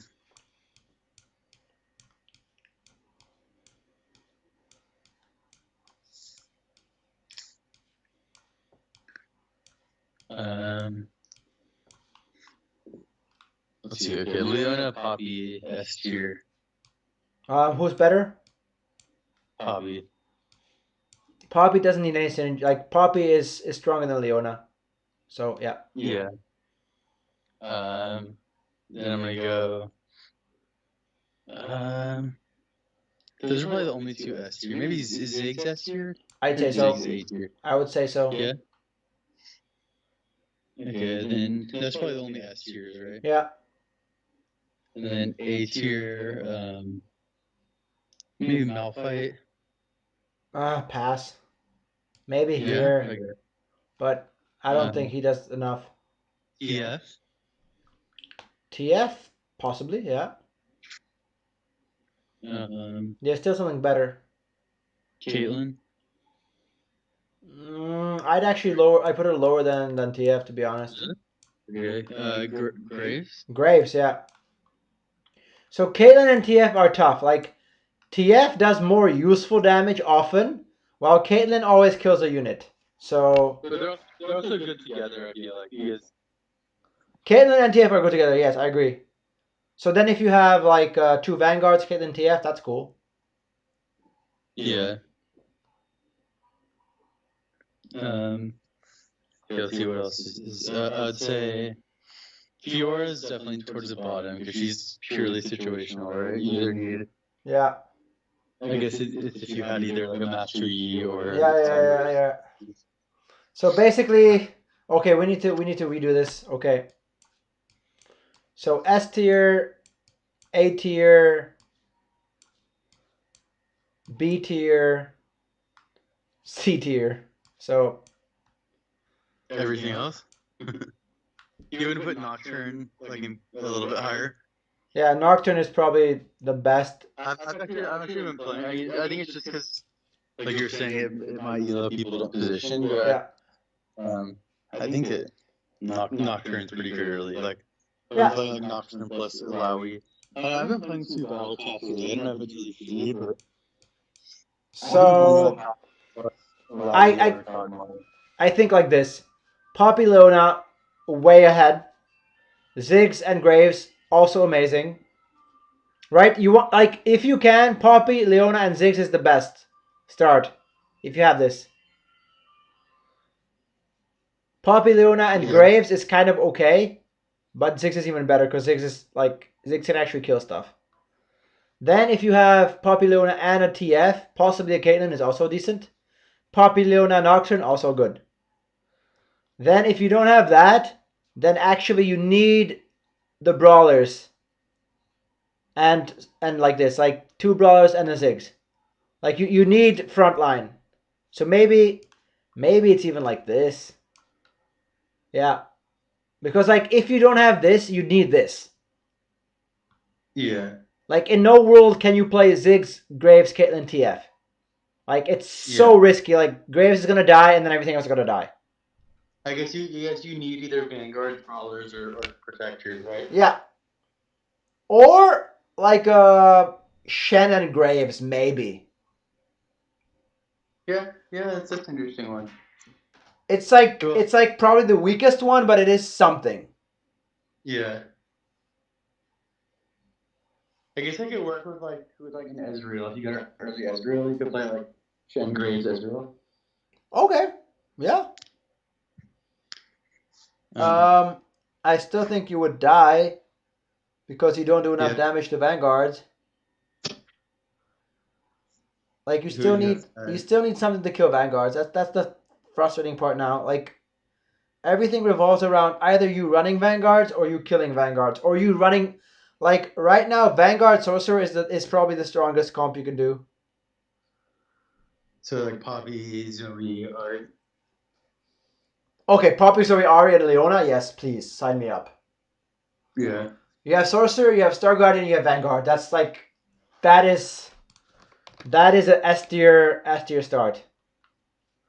If you have this start, I don't think you can actually lose. Like, I don't think you can lose round 2 with this. Or maybe, okay, so let's position better. Something like this. Maybe even, yeah, like, it depends on the blitzes. I guess, like, this is fine as well, but, like, this is good too. Yeah, something like that. Yeah. So you're safe from infiltrators. If you get Zoe blitz, too bad, but it's usually okay. But infiltrators don't kill your Ari. Like here, Ari is the most important one. So as long as Ari stays safe, then you're good. Except Blitz with Zephyr would get you there, right? Yeah. Or alternatively, what I've experimented with is something like this. So that, like, in case there's a Nautilus, I don't get screwed, and in case there's infiltrators, I don't get screwed. Right? This can also work. This is Nautilus protection. Got it. If this Zoe was gone, who would get blitzed, Ari or Poppy? That depends. So here, I think Ari. And here, I think it's a 50-50. But here, I think it's actually Ari that's farther. The Poppy is closer from here. Right? The Poppy is closer. Like if you do like 1, 2, 3, 4, 5, 6, 7, 8. And here it's 1, 2, 3, 4, 5, 6, 7, 8. Okay, well then maybe it's a 50-50 either way. Okay. But I mean, I have been trying, like, especially if they have lots of, but it's usually they put them in the middle, so this is fine. Or then you just like, okay, swap, and you do boom, boom, boom. Yeah, if you're not tired after a long day, you swap them quickly. So like, oh, infiltrators, okay, I need to do this. God damn it. Yeah. Yeah, sorry. So it takes like 2 seconds, just like, okay, you scout, boom, boom, boom, boom. We're ready. Yeah, takes one and a half or 2 seconds. And you gotta be able to like reposition and adjust. Got it. And gotta like understand. So this is a godly start. Going back to the one costs. So I think we figured out the one costs. Zoe so is Jarvan last year. Jarvan is terrible. He's only good as a protector. He doesn't really do anything. Like Jarvan does. What does Jarvan do? Nothing. Got it. Like he buffs physical damage, but you don't do physical damage. Like you can't do physical damage. So let's say you started with 2 belts, though. Would you try to get a 2-star Jarvan so that you could play with Warmugs and Jarvan? No. You wouldn't. You wouldn't. 1-star Xin Zhao is better than 2-star Jarvan. No. I'm saying, would you try to get like play Jarvan? If let's say you got Warmugs and Jin Zhao. Yeah. Let's say you had both of those early. Would you like? You would definitely play Jarvan. Yes. Then, right? Yes. Okay, but like, there's no you would never play Jarvan like would you ever try to get a 3-star? Like let's say your first top at 2 Jarvan, would you buy it? If I what? Sorry, if I. Let's say your first shot at 2 Jarvans. Like, would you even buy them? Probably not. Like a 2-star Jarvan, like even a 2-star Jarvan, what the hell does he give you? Even if you got 3 Jarvans in your first shot, you wouldn't buy it? Maybe I would, but it's like he's just a crappier brawler in my opinion. Like, what does poor Jarvan do? It's the attack speed, right? Yeah, but isn't he like Zeke's to the whole team? So he has a bit of health, yes, and no, it's not a Zeke's. It's like 2.5 Zeke's. Yeah, that's pretty good, right? Okay, why is it good? Why is it bad? But I don't know why it's bad. I mean, I guess it's bad because Jarvan sucks, but it's bad because you don't have a front line and because you don't do like physical damage is irrelevant. If you have like a Jin Zhao on top of it, right? I feel like if you have a Xin Zhao, I feel like a Jarvan 2 with Rakan or Jin is probably one of the better. Like, I feel like it's almost as good as Vanguards, no?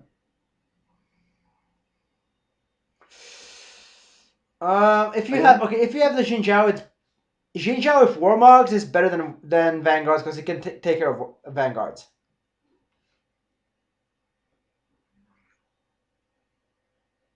Got it.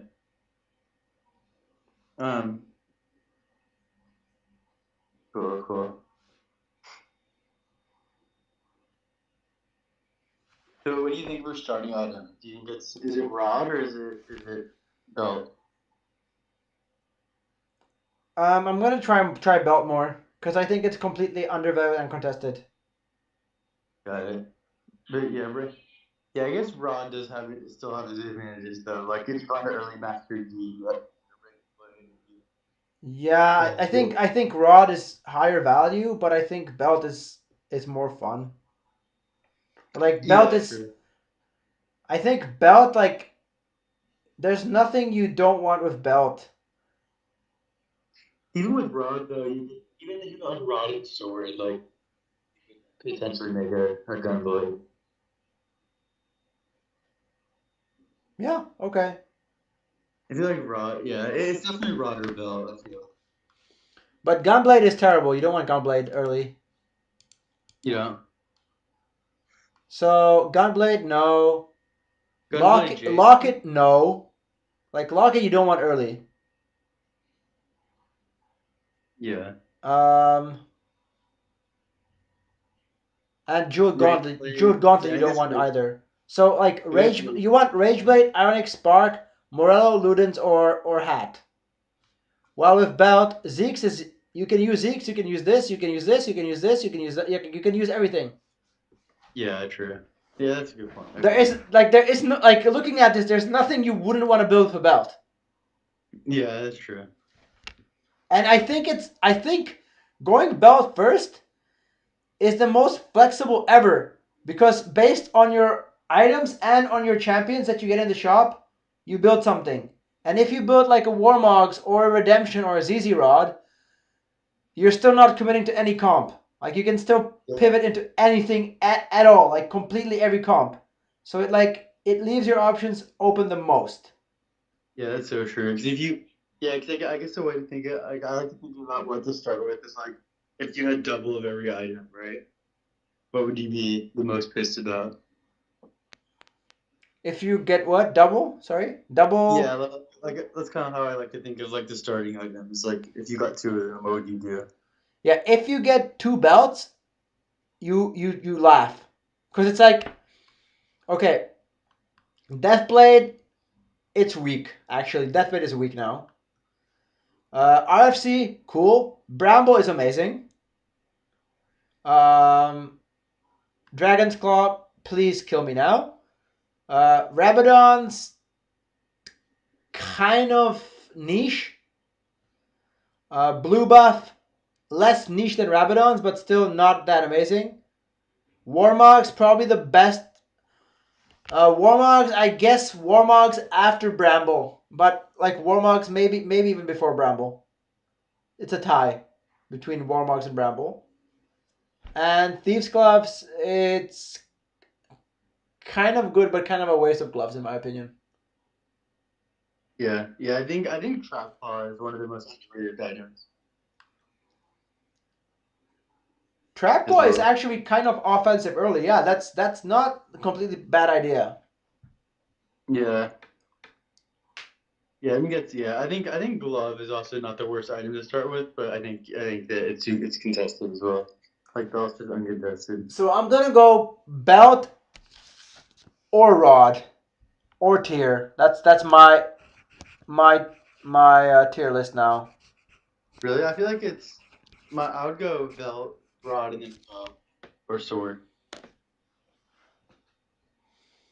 and then tier. Bow They're all is bad though. Like you don't want this. Right. You maybe want this, but like you don't want Titans. You don't want Unans. You don't want this. Like bow is. Yeah, that's true. Bow's not very flexible. But it's really important for like certain comps, but it's not very flexible. Bows, I guess something you pick like if no one else is picking them because they're like usually people that pick belt are probably likely to be forcing certain comps. Well, this was. I mean, I won the tournament, but it was tough. I got sixth, and look at these wonderful items. I thought I would shoot myself. I can't even see. Was it IE? You got no bows? I have 3 IEs. No bows. No bows whatsoever. I have 2 sparks, 3 IEs, a redemption, and a red buff. Wow. So the redemption actually carried me. So thanks to the redemption, I got 6th. And Wow. 6 was enough. Like, actually, I possibly could have gotten 8th. Even if I got an 8th, like maybe. Okay, thank you for never ending music for the follow on Twitch. We're just finishing up a coaching session. Yeah, so thanks to the redemption, it helped me enough so that I could survive and be 6th, which is kind of good. The redemption was the first item I made. Yeah. Redemption's like I think I love redemption. Although one game I did make redemption and did absolutely nothing. I ended up getting 8. But So why did it do nothing? I think I just put it on wrong. Wrong champion and bad positioning. Yeah. I guess redemption's like a hard skill item. I had redemption on Leona for a while, and it didn't do much. So then I think I put it on the Fiora instead. Right. And once I put it on the Fiora, wait, who has the? Oh no, Vi. Vi's actually decent as well because Vi gets herself killed. So do you want to take the EUNE with redemption like put it second row? So No, front row and center. So you want a unit like Fiora or Vi that kind of survives a while, even in the front row. Because remember, you're forgetting that.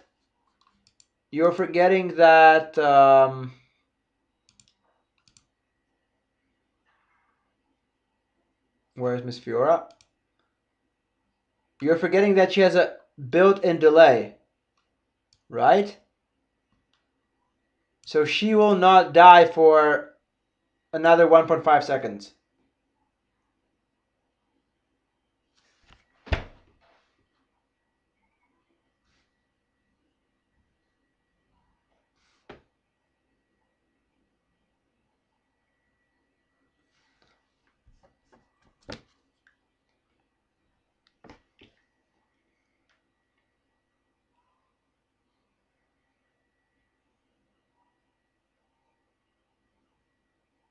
Bro?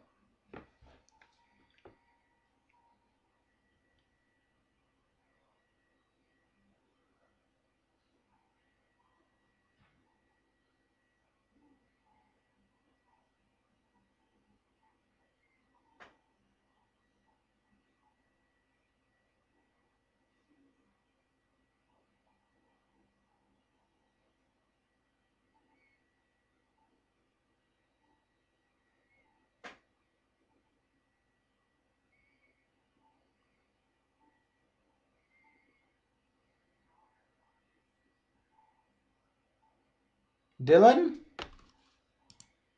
Bud?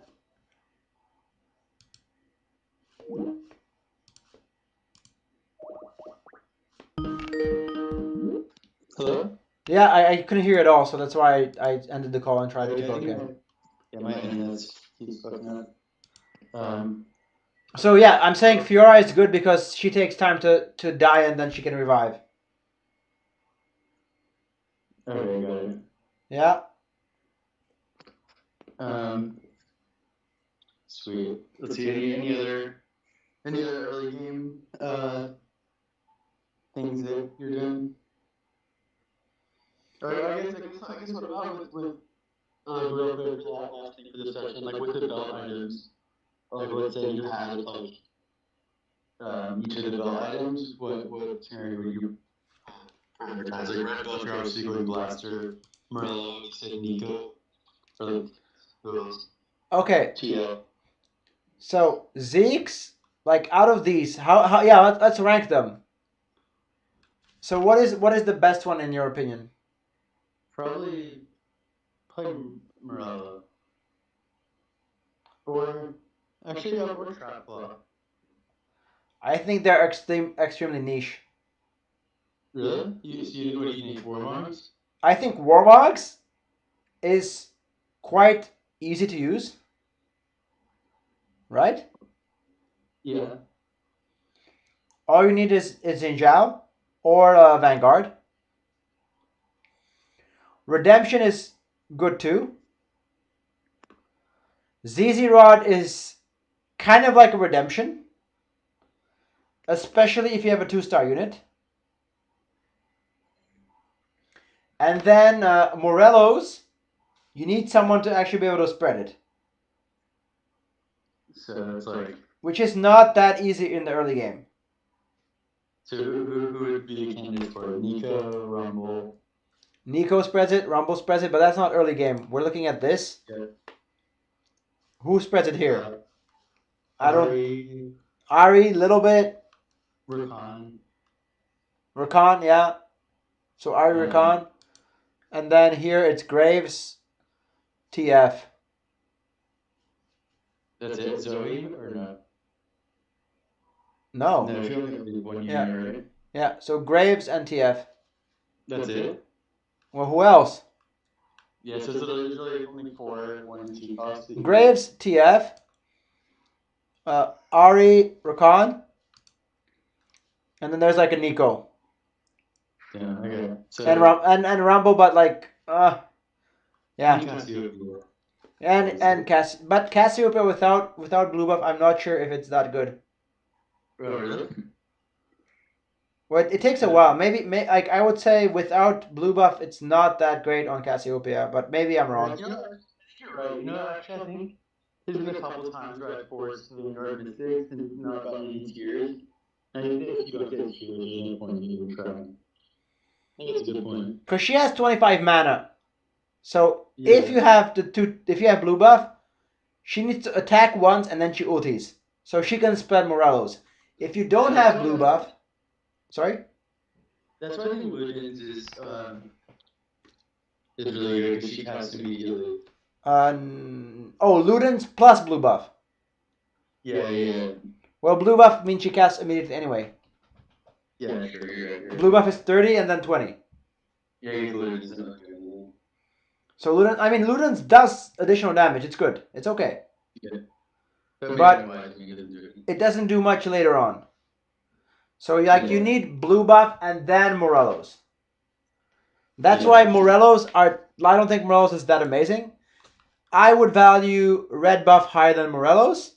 It was funny. I remember a while ago you told me. A while ago you told me to put Morelos on Wukong in that comp, and I saw that it was like the best item on Wukong. Yeah. Definitely. Let's see what else. So ZZ Rod a 2-star. Zeke's, I guess you can put it on anyone. But you didn't build a Zeke. You were, right? Zeke's is like the last item. So Warmog's amazing. Redemption amazing. ZZ Rod amazing. Red buff, like you probably should be able to find Blaster, so it's really good. Zephyr can be cool. Trapclaw is kind of okay. ZZ is, I mean, it's good. It's 30% for the rest of combat, which is, that's kind of insane in my mind, though. So if you have 3 units, all of your units are attacking 30% faster. Yeah. So even if you have like a Ziggs, like if you do something, where's the, yeah. So if you do something like this, you can put it on the Poppy, or you can put it on the Ari. So Ari gets 200 HP, like, so she gets more HP. So put it on the Ari, and then boom, Ari's attacking faster, Zoe's attacking faster, Poppy's attacking faster, and Ari has 200 HP more. Would you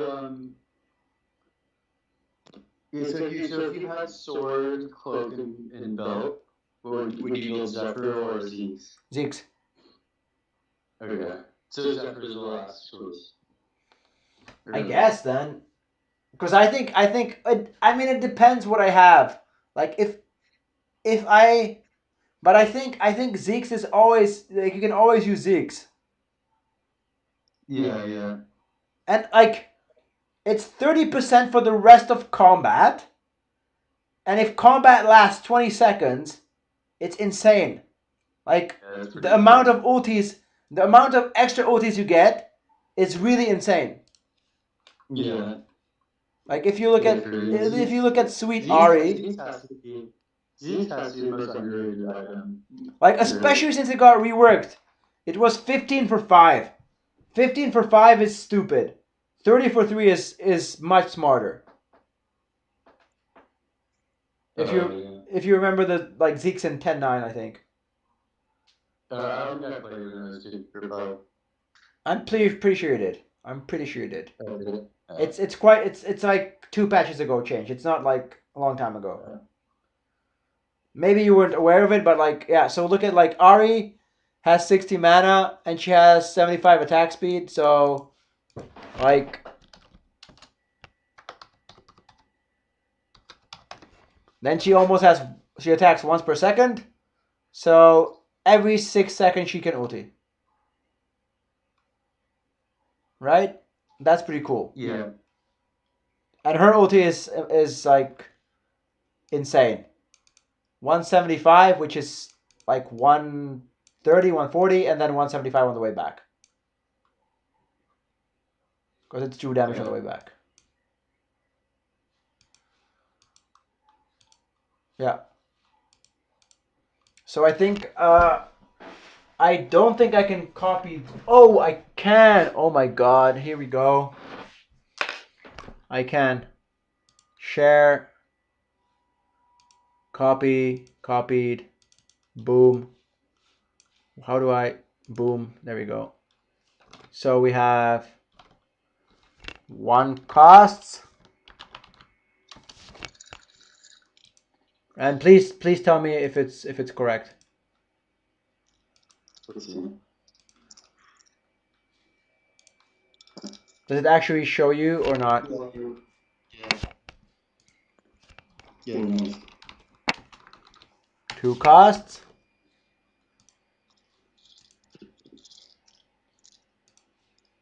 And 3 costs. So pretty much early game, the best EUNE period is Jace. Yeah. Why is it Jace? Vanguard and Jace. But why specifically? Vanguard, like, he's a Vanguard, yes. Like, if she one-shots everything, or what? Magic damage. He's a Vanguard with magic damage. And it's not a joke. Like, compared to Mort, Mort is kind of a joke. But Jace doesn't fuck around. He slams his hammer for 450 magic damage. Also, one more question is a 1-star 3 cost better than a 2-star 1 cost? Like, obviously 1-star Jace is better than a 2-star Leona, right? No. No? When and why? Just in general. That's so broad. Like early game. Okay, here. Yeah, 3 costs. Do you want a 2-star Leona or a 1-star Jace? Probably 1-star Jace. Yeah. Because you have the sorcerers. Sorcerers. Would the answer ever be different? Yeah. What about...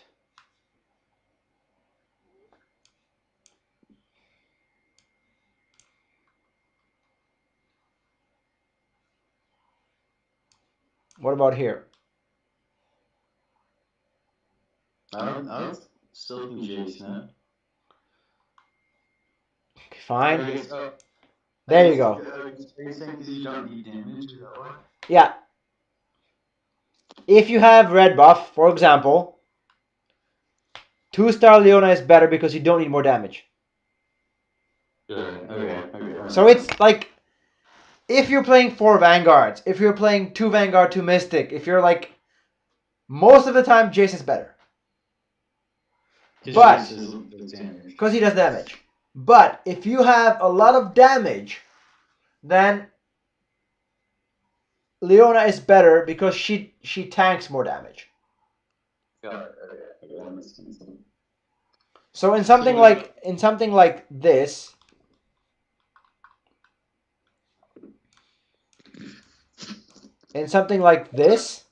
I would put the Jason, right?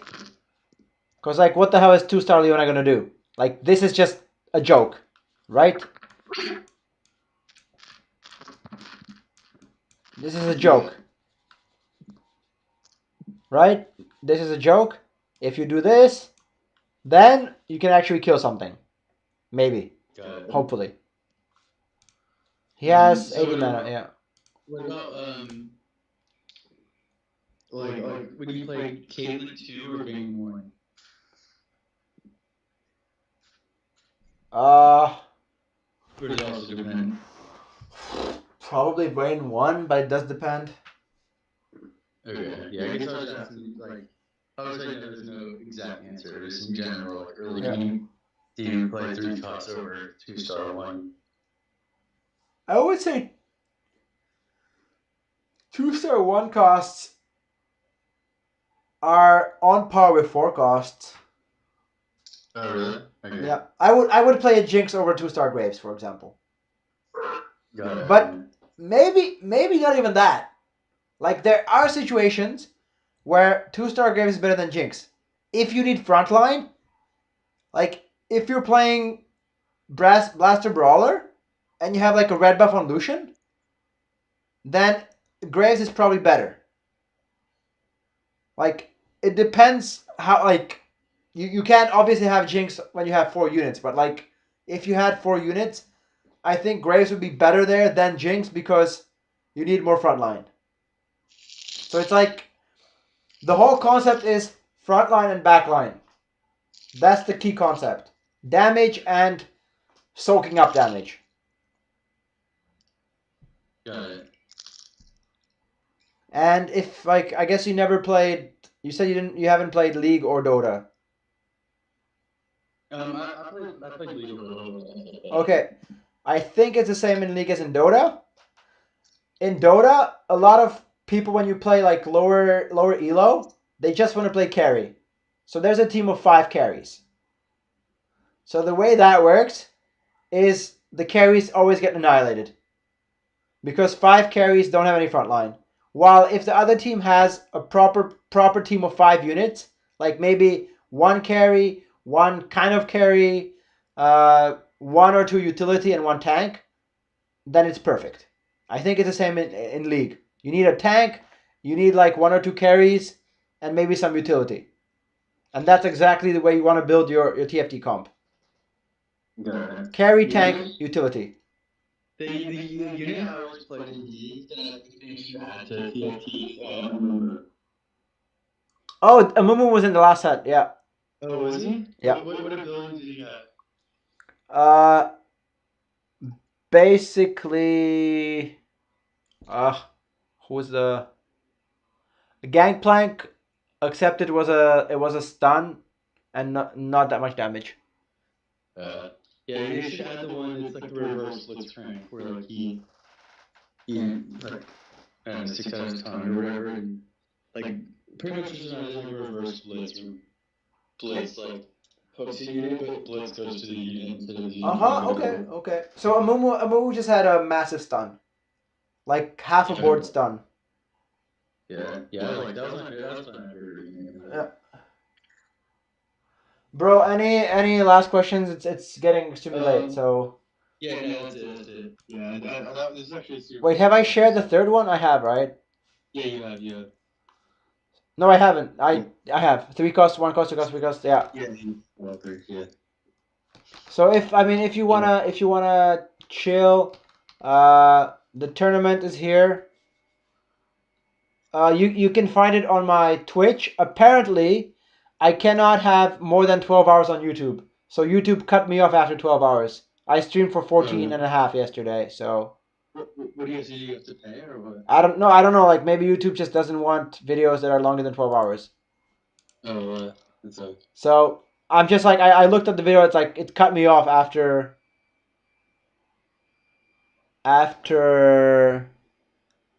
11 hours and 55 minutes. So somewhere around here, somewhere around 11:20, I think it begins. Yeah, there you go. Yeah, the tournament begins at 11:16, perhaps. Yeah, there you go. 11:17, 11:18. I don't know if I can send the direct timestamp on. Yeah, I can. So if you want to watch the tournament, there's not much commentary, but yeah, the commentary is in Czech, I believe. It's like half Czech, half English. I'm not entirely sure. I don't remember right now. I'm too tired, but I know there is some sort of commentary, and it's a fun couple of matches because I stomped these guys pretty hard.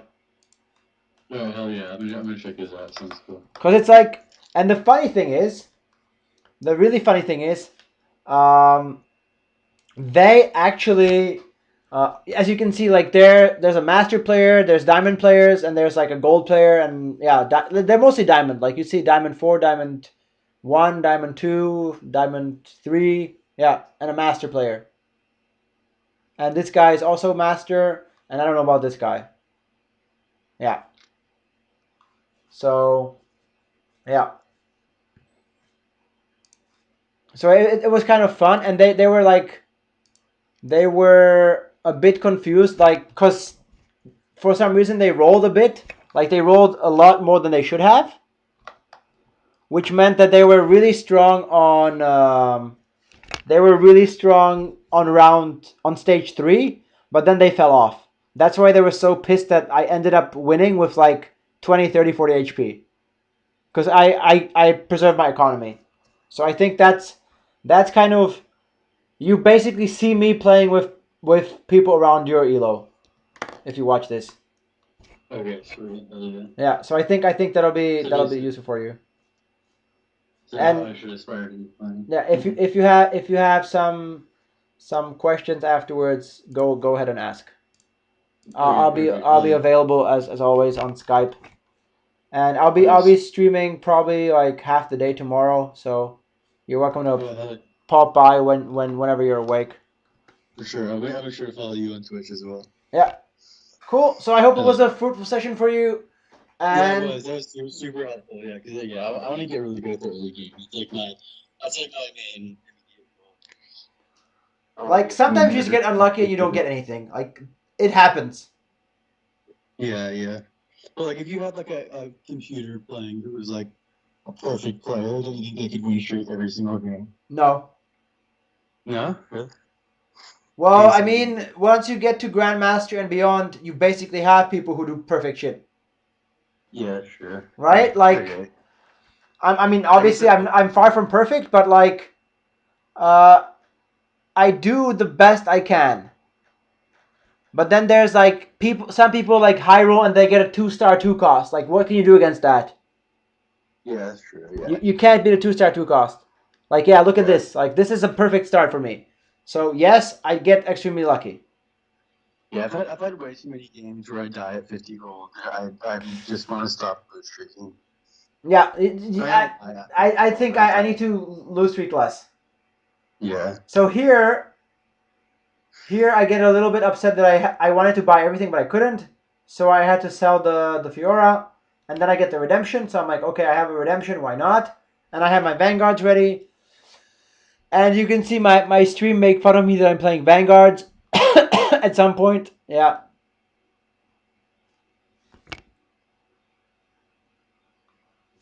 And yeah, so here I think I did the best I could, and then I have upgraded, as we discussed, right? The best Vanguard, and then there's Lucian and Graves. So this is the best I can do right now. Yeah. And the best positioning I can do right now.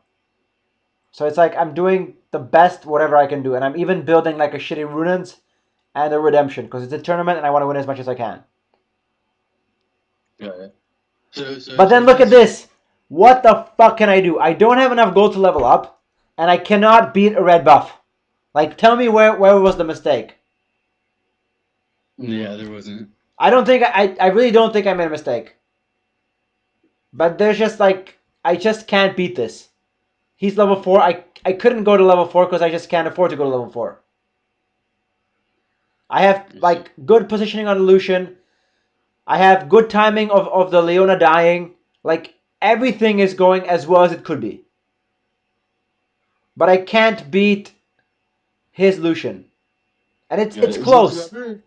Did you ever level like in this game do you level now or do you wait? Like look how close that is. Look how close that is considering what my board was compared to his. Sorry. Yeah. Level now, like I think I actually might. I'm not entirely sure. But I think I'm like fuck it. Like I just lost once. I don't want to lose again. So I think I do decide to level here. Yeah. So I did decide to level there. No Malphite too. Okay, exactly what we discussed. Effective HP. Yeah, sure. The 1-star Vanguards, yeah.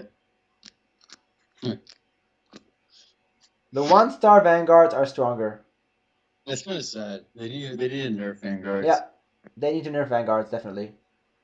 But how come they're not even touching in this pop? Because they buffed them because they were too weak. They were too weak earlier, so they buffed them. But now they're way too strong. Yeah. So again, I leveled up. But what the hell can I do against a Ziggs 2 and a Malphite 2? Yeah, I guess people are just way stronger. And a Leona 2. Like, how the fuck do I beat that without high rolling? Yeah. So it's like... Okay. Like, I mean, I'm not saying I'm a perfect computer, but it's like, given my shops, like... Yeah, you're right. I guess there's nothing you possibly could have done. There's nothing I could have done. Yeah. I still win this. Or I think I come in second or first, but it's like, there's not much I could have done. So this is like, yeah. What I can do is I can keep being aggressive, so I pre-leveled.